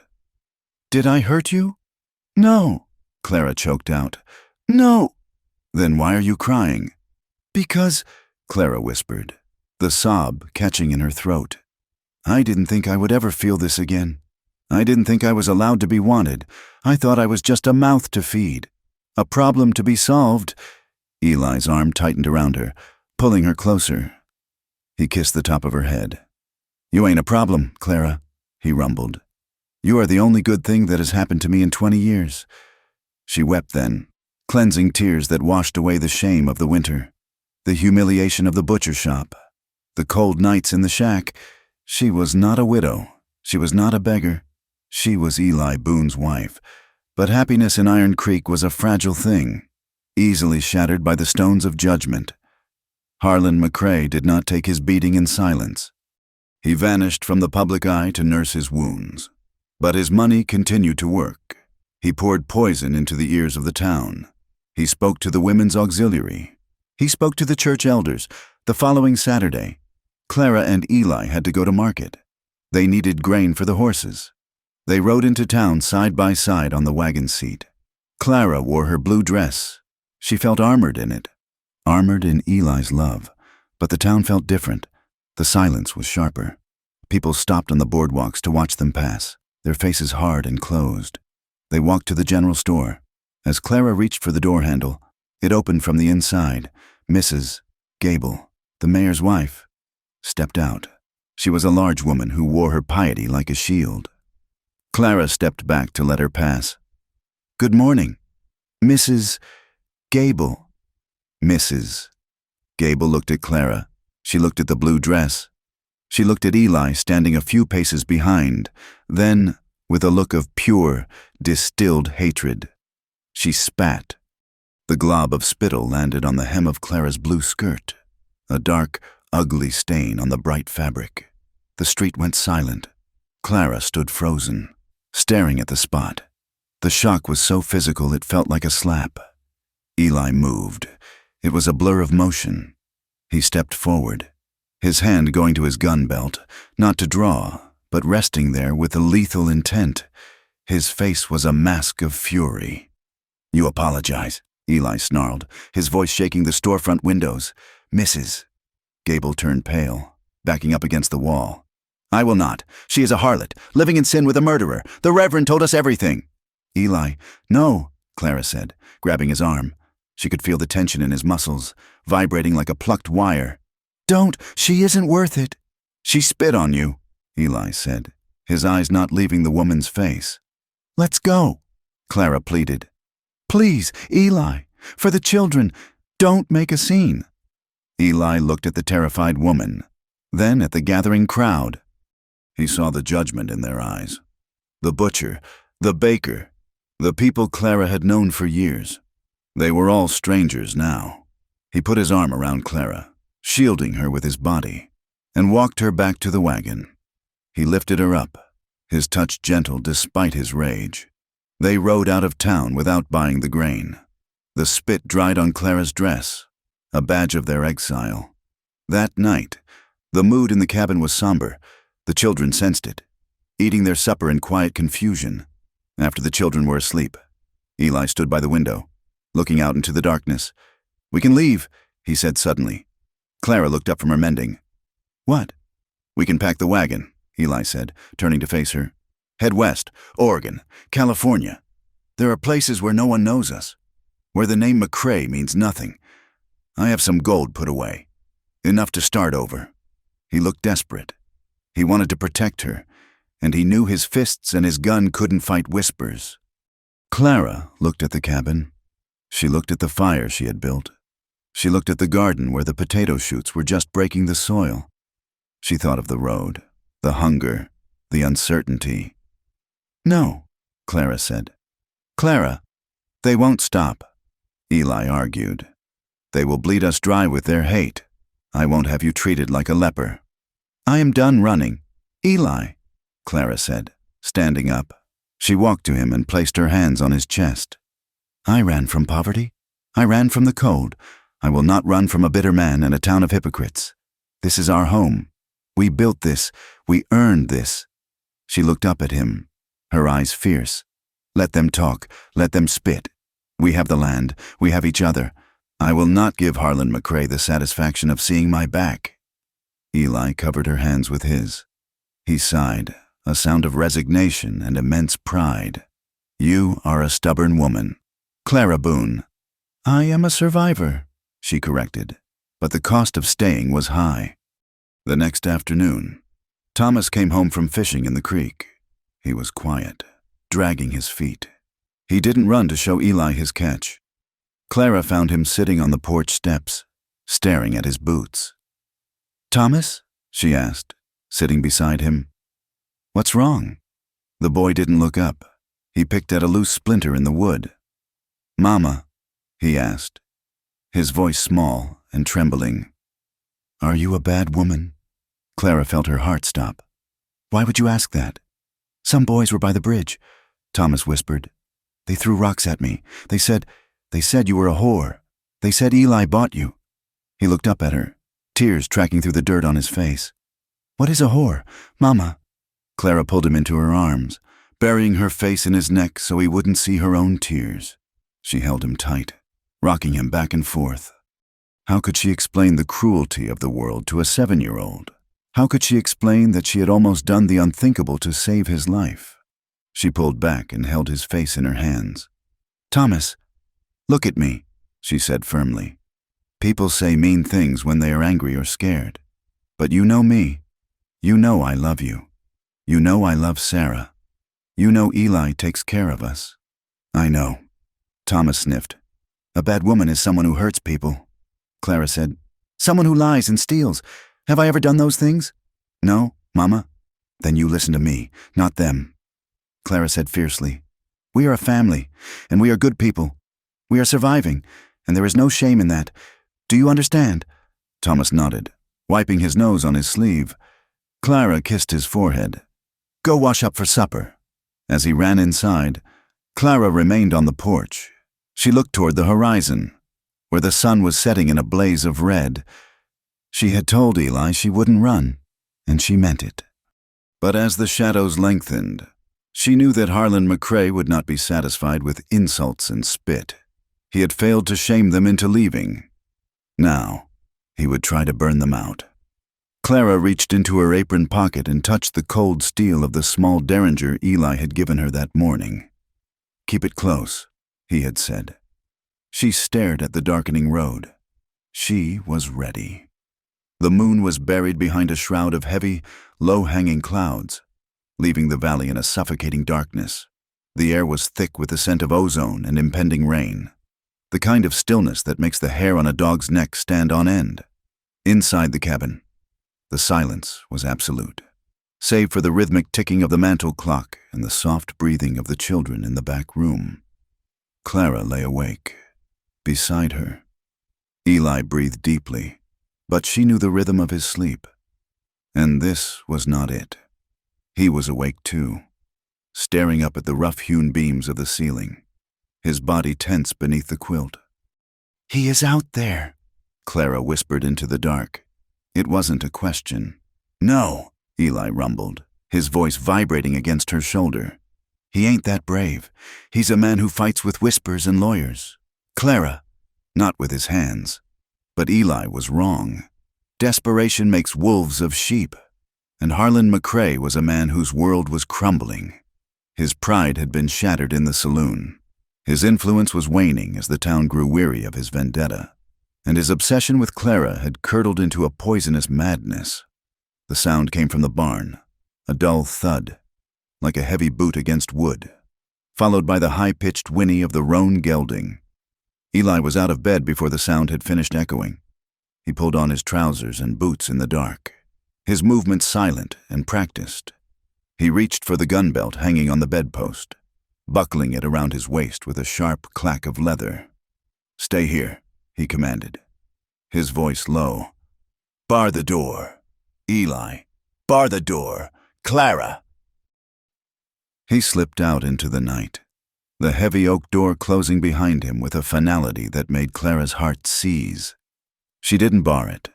Instead, she moved to the corner where Samuel's old Winchester rifle leaned against the wall. She checked the chamber, loaded, and wrapped a shawl around her nightdress. She moved to the window, peering into the black void of the yard. A lantern flickered to life in the barn, casting long, jagged shadows through the gaps in the siding. Eli moved across the yard like a ghost. The wind had picked up, masking the sound of his approach. He reached the barn door, which was slightly ajar. He drew his Colt, holding it close to his body, and stepped into the dim yellow light. The barn smelled of hay and nervous animals. The horses were pacing in their stalls, their eyes rolling white in the gloom. Standing in the center of the threshing floor was Harlan McCrae. He held a lantern in one hand and a heavy branding iron in the other. He was drunk. Eli could smell the whiskey from 10 paces away, but his eyes were focused with a maniacal clarity. I knew you'd come, Harlan said, his voice slurring slightly. Couldn't resist the cry of your beasts. Get out, Harlan, Eli said, leveling the pistol. This is the last time I tell you. Harlan laughed, a wet, jagged sound. He set the lantern on a hay bale. A dangerous, reckless move. Oh, I'm leaving. Boone, but I ain't leaving alone. I'm taking her, and I'm taking the boy. Samuel's boy belongs to a decent upbringing, not to be raised by a butcher like you. You touch them, and you die, Eli said. The coldness in his voice dropped the temperature in the barn. Will I? Harlan sneered. He reached into his coat pocket. Eli tensed, his finger tightening on the trigger, but Harlan didn't pull a gun. He pulled out a folded piece of paper. "I did some digging," Harlan said, waving the paper. "Send a telegram to Denver. Seems there's still a warrant out for the man who killed Cyrus Vance. Not a bounty. A warrant for murder. The law wants you to hang Boone. And I have the sheriff waiting down the road. All I have to do is signal him." Harlan took a step forward, his face twisting into a mask of triumph. "So here is the deal. You saddle a horse and you ride. You leave her. You leave the ranch. And I burn this paper. If you stay, you hang, and she watches." Eli looked at the paper. He looked at Harlan's smug, sweating face, the rage that had been simmering in his gut for weeks, the rage he had suppressed for the sake of Clara and the children, boiled over. He holstered the gun. Harlan blinked, confused. "What are you—" Eli didn't speak. He charged. He covered the distance between them in 2 strides. Harlan swung the branding iron, a clumsy, desperate arc. Eli ducked under it, the iron whistling over his head, and drove his shoulder into Harlan's midsection. They crashed into the stall door, splintering the wood. Harlan went down with a grunt, Eli on top of him. The lantern wobbled on the hay bale but didn't fall. It was not a fight. It was an execution. Eli's fists were pistons. He struck Harlan's jaw, his ribs, and his nose. Blood sprayed across the straw. Harlan clawed at Eli's face, raking his nails down Eli's cheek, gouging for his eyes. Eli roared, a sound of pure animal fury. He grabbed Harlan by the throat and slammed his head against the floorboards. Thud, thud, thud. "You think you can take her?" Eli snarled, slamming him again. "You think you can threaten my family?" Harlan's eyes rolled back. He was choking, his face turning purple, blood bubbling from his lips. Eli's thumbs dug into his windpipe, crushing the cartilage. The darkness that Eli had held at bay for years, the darkness of the bounty hunter, the killer, rose up to claim him. He wanted to end it. He wanted to snap Harlan's neck and drag his body into the woods. "Eli!" The scream cut through the red haze. Eli froze. His hands were still locked around Harlan's throat. He looked up, standing in the barn doorway, illuminated by the flickering lantern light, were Thomas and Sarah. They were barefoot in the dirt, clutching each other, their eyes wide with absolute terror. They weren't looking at Harlan. They were looking at him. They were looking at the monster. And behind them stood Clara, the rifle raised, pointed not at Harlan, but at the roof. Crack! The gunshot was deafening in the enclosed space. Dust rained down from the rafters. The horses screamed and kicked their stalls. "Get off him!" Clara yelled, her voice cracking with the force of her command. "Eli Boone, get off him right now!" Eli looked down at Harlan, who was wheezing, half-conscious, life fluttering in his chest like a dying moth. He looked back at Thomas. The boy was crying silent tears, terrified of the man he had called Pa. The shame hit Eli harder than any bullet. He released Harlan's throat as if it were red-hot iron. He scrambled backward, crab-walking away until his back hit the grain bin. He sat there, breathing heavily, his hands shaking violently. Clara walked into the barn. She didn't look at Eli. She kept the rifle trained on Harlan, who was rolling onto his side, coughing up blood and bile. "Get up," Clara said to Harlan. Her voice was cold steel. Harlan groaned, trying to push himself up. His face was a ruin. One eye was swollen shut, his nose was flattened, and his suit was destroyed. He tried to kill me," Harlan wheezed, spitting a tooth onto the floor. "You saw it. He's a killer." "I saw a man protecting his home from a thief," Clara said. She stepped closer, the barrel of the Winchester leveled at his chest. "You broke into my house. You threatened my husband. I own you," Harlan gurgled, his madness still flickering. "You owe me the debt." Clara walked right up to him. She pressed the barrel of the rifle against his sternum, hard enough to bruise. "Look at me, Harlan," she hissed. "Look at me." He squinted up at her with his good eye. "You never owned me," she said, her voice low and fierce. "Not when I was a girl. Not when you killed my husband with your greed. And certainly not now. I am not a debt to be collected. I am a woman who survived you." She pulled the hammer of the rifle back. The click was loud in the silence. "If you ever set foot on this land again," she said, "I won't warn you, and I won't miss it. Do you understand?" Harlan nodded. A jerky, terrified motion. "Get out!" Harlan scrambled to his feet, stumbling, nearly falling. He didn't look at Eli. He limped out of the barn, vanishing into the dark rain that had finally begun to fall. Clara lowered the rifle. She turned to the children. She dropped the gun and fell to her knees, opening her arms. "Come here," she sobbed. "Come here." Thomas and Sarah ran to her, burying their faces in her neck. Clara held them tight, rocking them, whispering that it was over. Eli remained by the grain bin, sitting in the shadows, watching the family he thought he had just lost. He looked at his hands, stained with Harlan's blood. He felt sick. The sheriff arrived an hour later. Harlan had collapsed on the road halfway back to town, and a passing drover had found him. Sheriff Pickett was a stern man, but fair. He rode into the yard with 2 deputies and, to everyone's surprise, Reverend Lowe. They found Harlan sitting in the back of the deputy's wagon, nursing his broken face. He was shouting about attempted murder, about warrants, about Eli Boone being a fugitive. Eli stood on the porch, his hands washed but his face still bruised. Clara stood beside him, her hand gripping his forearm so tight her nails dug in. "He trespassed," Clara told the sheriff. "He came in the night with a weapon. He threatened my children. He beat me to death," Harlan screamed from the wagon. "Arrest him! He's a murderer!" Sheriff Pickett looked at Harlan, then at Eli. He walked up the steps and looked at the branding iron that Eli had left leaning against the rail. "Evidence. This yours, Boone?" Pickett asked. "No," Eli said. Pickett turned to Harlan. "You brought a branding iron to a man's house in the middle of the night. Harlan, what were you intending to do? Brand the woman?"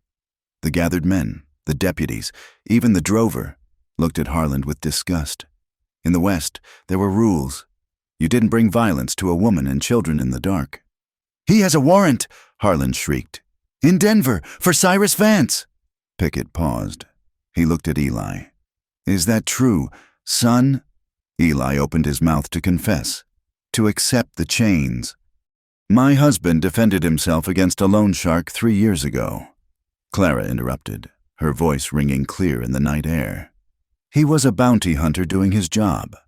If there is paper on it, it is paper bought by criminals." Pickett looked at Clara. He saw the fire in her eyes. He looked at the bruises on her neck where the stress had made her skin flush. "Reverend," Pickett said, turning to the preacher, "you came along to see justice done. What do you see?" Reverend Lowe looked at Harlan McCrae, a rich man, a powerful man, now revealed as a petty, violent tyrant. He looked at Clara Hayes, standing beside her husband, a woman who had been spat upon and shamed, yet stood with a dignity that shamed them all. The townspeople who had followed the sheriff's wagon, a blacksmith, a few farmers, were watching.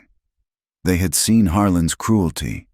They remembered the spit on the blue dress. "I see a man who has lost his way," Reverend Lowe said quietly. He pointed at Harlan. "And it is not Mr. Boone." The silence that followed was the sound of a town turning its back on its golden calf. "Harlan McCrae," Sheriff Pickett said, pulling a pair of irons from his belt. "You're under arrest for trespassing, assault, and disturbing the peace." "You can't," Harlan wailed as the deputies hauled him down. "I run this town." "Not tonight you don't," Pickett said. They hauled him away. The wagons turned around. The rain fell harder, washing the tracks from the yard. The days that followed were a revelation. The arrest of Harlan McCrae broke the dam of fear in Iron Creek. Without his money and his threats choking the town, people began to remember their own humanity. It started small. 3 days after the fight, a buckboard pulled up to the ranch gate. It was Mrs. Gable, the woman who had spat on Clara. She didn't come to the door. She left a bundle on the porch and drove away quickly. Clara opened it to find 5 yards of fine wool flannel and a jar of peach preserves. There was no note, but the apology was woven into the wool. Then came Mr. Henderson, a farmer who lived 2 miles east. He brought a crate of laying hens. "Heard you might need eggs for the young ones," he muttered to Eli, looking at his boots. "Harland, well, he squeezed us all. Eli, we shouldn't have let him squeeze you." Eli shook the man's hand. It was the first time a neighbor had shaken his hand in 5 years. The isolation was ending. The wound of the town was healing, but the healing inside the cabin was slower and deeper. One evening, a week after the fight, Eli heated water in the big copper tub in front of the fire. The children were asleep. The rain was tapping a gentle rhythm on the roof. He filled the tub, the steam rising in the cool air. "Clara," he called softly. She came out of the bedroom. She looked tired. The stress of the last months hung on her, but her eyes were bright. "The water is hot," Eli said. "For you." Clara looked at the tub, then at him. She walked over to him and began to unbutton his shirt. "For us," she said. Eli hesitated. "I ain't clean. Clara, I still feel the blood on my hands." "Then let me wash it off," she whispered. They stripped in the firelight, shedding clothes like old skins. They stepped into the water together, the copper tub large enough to hold them both if they sat close. Eli sat with his back to the rim, and Clara settled between his legs, leaning back against his chest. The water was scalding hot, shocking and soothing all at once. Clara took the bar of soap and a cloth. She turned in his arms, resting her knees on the bottom of the tub so she could face him. She washed his chest. She washed the scars, the bullet hole, the knife marks. She washed his neck, where the tension sat in hard knots. "I thought I lost you," Eli whispered.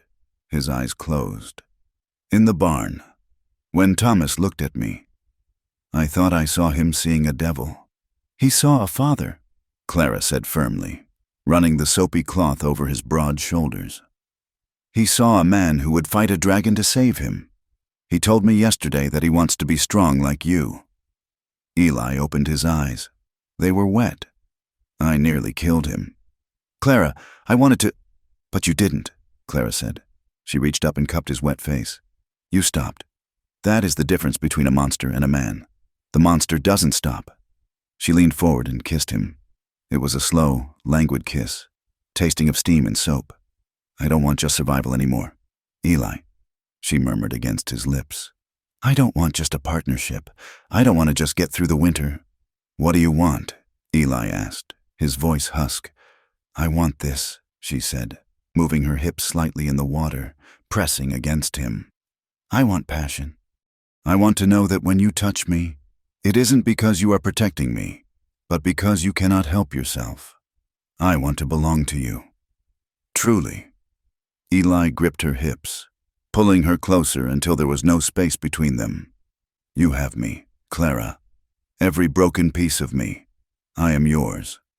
They made love in the water, slow and slippery and deep. It wasn't frantic like the first time. It was a reclaiming. It was a baptism. They washed away the shame of the butcher shop, the violence of the barn, the ghosts of the past. They emerged from the water clean. June arrived with a riot of wildflowers. The valley was painted in larkspur, Indian paintbrush, and lupine. On a Sunday morning, under a sky so blue it looked painted, they walked to a clearing near the creek. A grove of aspen trees formed a natural cathedral, their leaves shivering like silver coins in the breeze. There was no preacher. They didn't need one. God was in the wind and the water and the soil. Thomas stood straight and tall, holding his hat in his hands. Sarah wore a crown of dandelions Clara had woven for her. Clara wore the blue dress.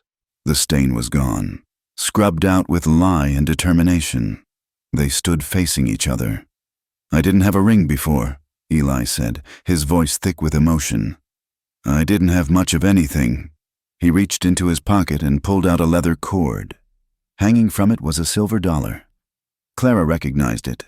It was a coin from the saloon, but it was different now. Eli had taken it to the forge. He had heated it, hammered it, polished it until the face of the coin was gone, replaced by a smooth, shining surface. He had drilled a small hole through the top.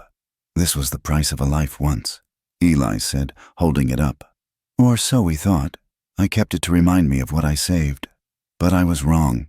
He placed the necklace over her head. The silver disc settled cool against her skin, right over her heart. "You were never saved, Clara," Eli said, looking into her eyes. "You didn't need saving. You needed a place to stand. You saved yourself, and then you saved me."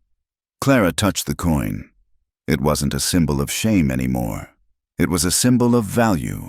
It was the silver of the moon, the silver of the aspen bark.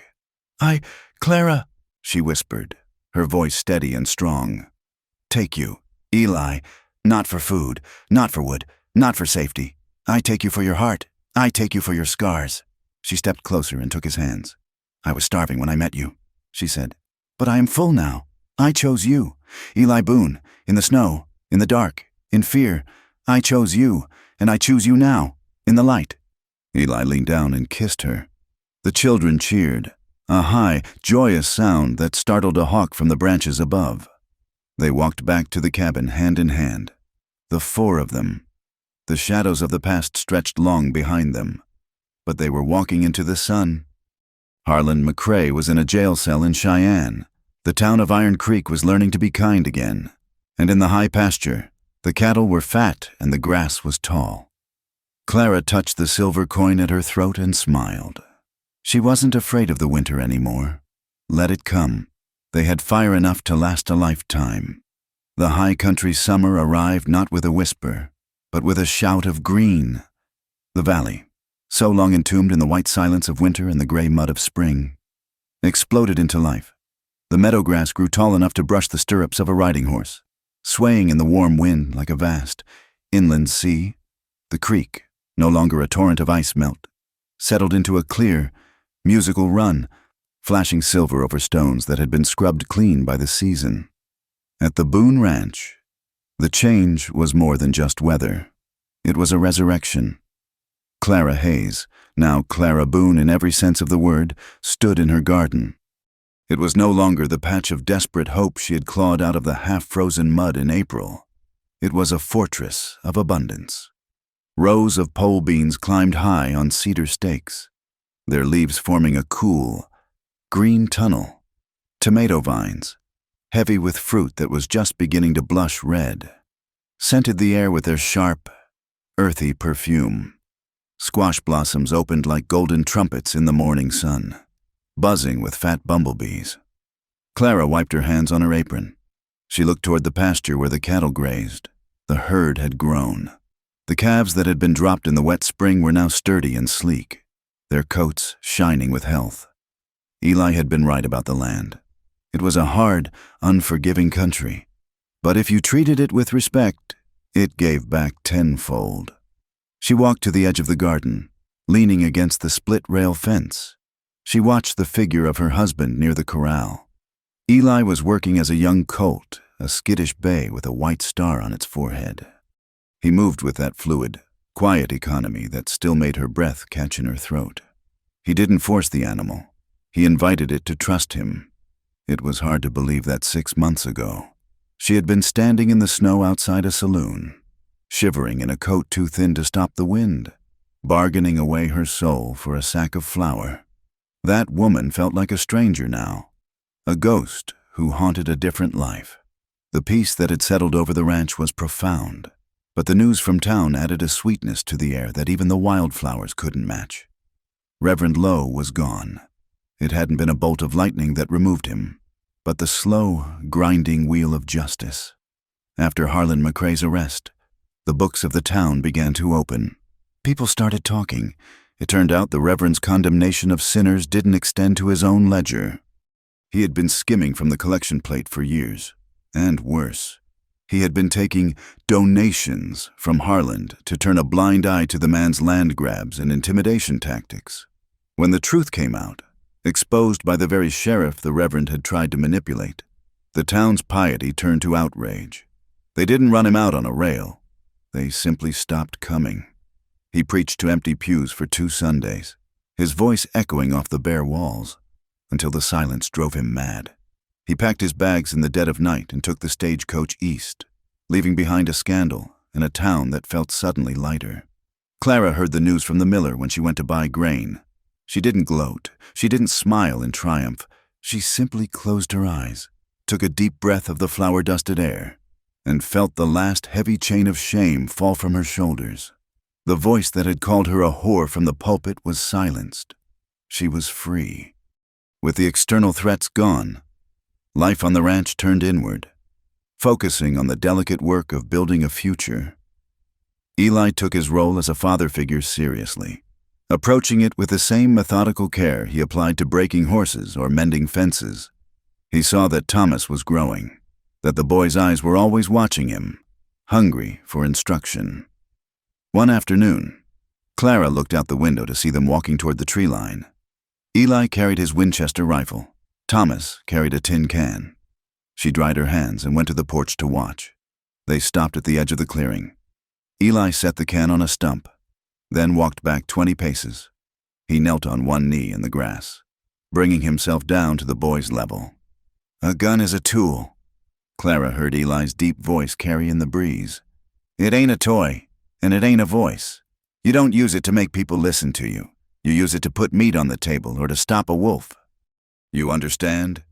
"Yes, Eli," Thomas said, his back ramrod straight.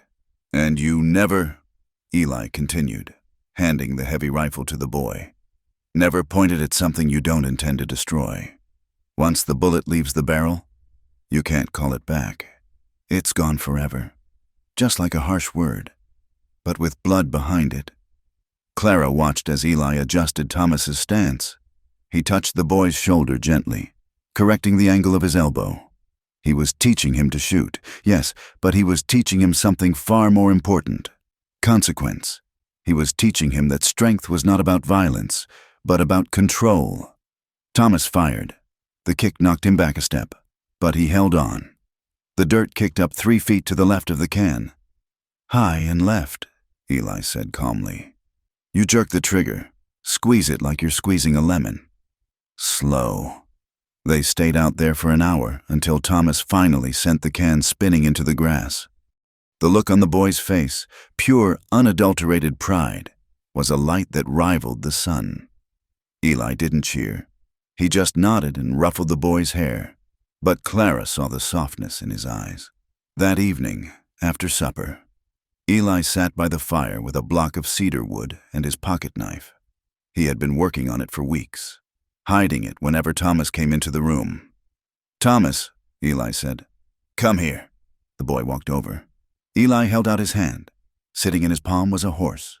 It was carved with exquisite detail: the arch of the neck, the flow of the mane, the muscles of the flank. It was a galloping horse, frozen in a moment of pure freedom. "It's the roan," Thomas breathed, his eyes wide. "It's for you." Eli said, "Every cowboy needs a herd. This is your start." Thomas took the wooden horse as if it were made of glass. He looked at Eli, and for the first time, he didn't just see a protector. He saw a father. "Thank you, Pa," Thomas whispered. The words slipped out naturally this time. Eli didn't flinch. He didn't correct him. He just swallowed hard and turned back to the fire, his ears turning a faint shade of pink. While Eli taught the boy the ways of the land, Clara took charge of their souls. She began teaching Sarah to read. They didn't have a school primer, so they used the only book in the house, the heavy family Bible that had traveled with Clara from her childhood home. They sat on the porch swing in the afternoons, the heat of the day softening into a golden haze. Sarah sat on Clara's lap, her small finger tracing the lines of text. Clara was selective. She skipped the verses of judgment. She skipped the stories of pillars of salt and plagues of locusts. She had lived through enough plagues. "Read this one," Clara said, pointing to a verse in Matthew. Blessed are the merciful."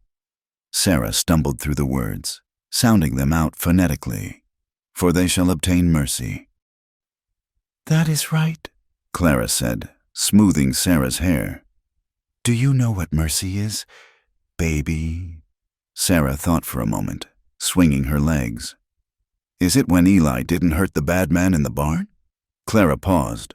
The memory of that night was still a dark bruise on her mind, but Sarah's interpretation was full of light. Yes, Clara said softly. That is exactly what it is. Mercy is having the power to hurt and choosing to heal instead. Like you? Sarah asked, looking up with innocent eyes. Me? You fixed Eli's hand when it was bleeding, and you fixed his heart. He smiles now. Mama, he never used to smile. Clara hugged her daughter tight, burying her face in the smell of sunshine and soap that clung to the girl's hair. We fixed each other. Sarah, that is what families do. In July, the time came for the summer social in Iron Creek. In years past, Clara would have hidden in her shack, terrified of the stairs. Even after the marriage, she had gone to town with her head down, armed for battle. But this time was different. We are going, Eli announced one morning, and we are going to dance. Clara looked at him, wiping dishwater from her hands. Eli, I don't know if... We are done hiding. Clara, he said. He walked over and kissed her forehead. Wear the blue dress. They rode into town on the buckboard, the children sitting in the back, scrubbed clean and dressed in their Sunday best. The town was decorated with bunting. A fiddle player was already sawing out a tune on a platform near the courthouse. The smell of roasting corn and barbecue beef filled the air.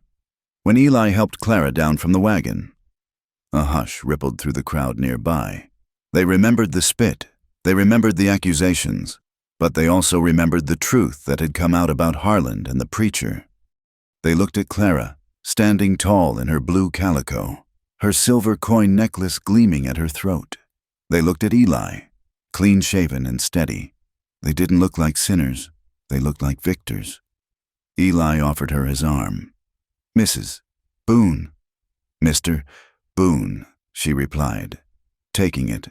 They walked down the center of the street. Clara felt the eyes on her, but she didn't shrink. She met them. She nodded to Mrs. Miller. She smiled at the blacksmith, and slowly, miraculously, the town nodded back. Mrs. Miller offered a tentative wave. The blacksmith tipped his hat. The wall of judgment had crumbled, replaced by a grudging respect. They had weathered the storm.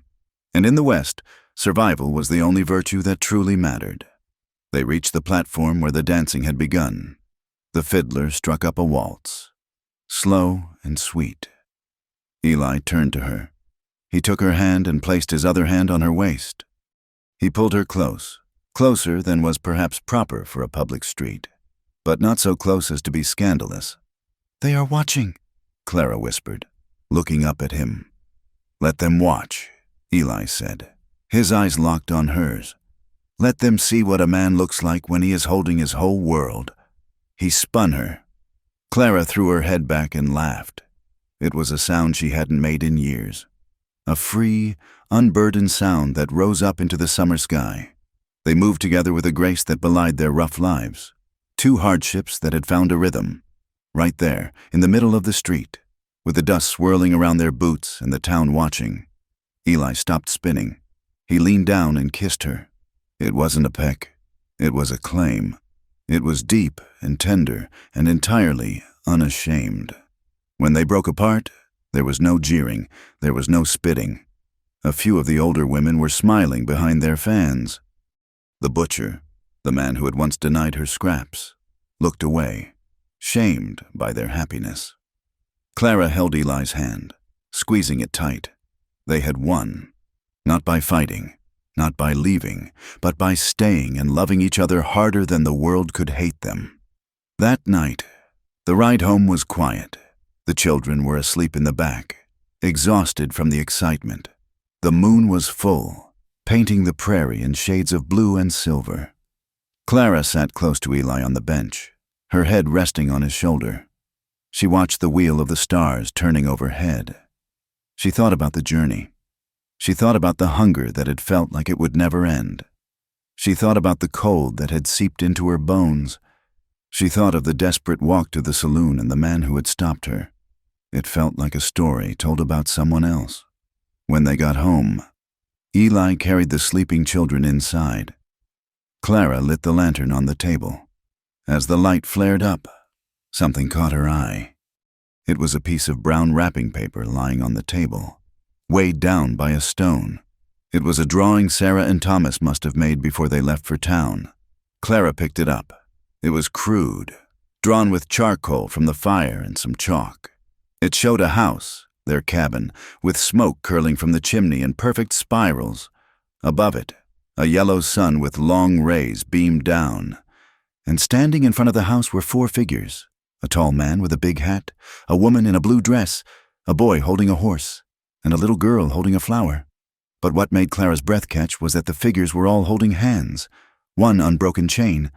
There were no gaps, no stepfather, no widow mother, just us. She felt Eli come up behind her. He wrapped his arms around her waist, resting his chin on the top of her head.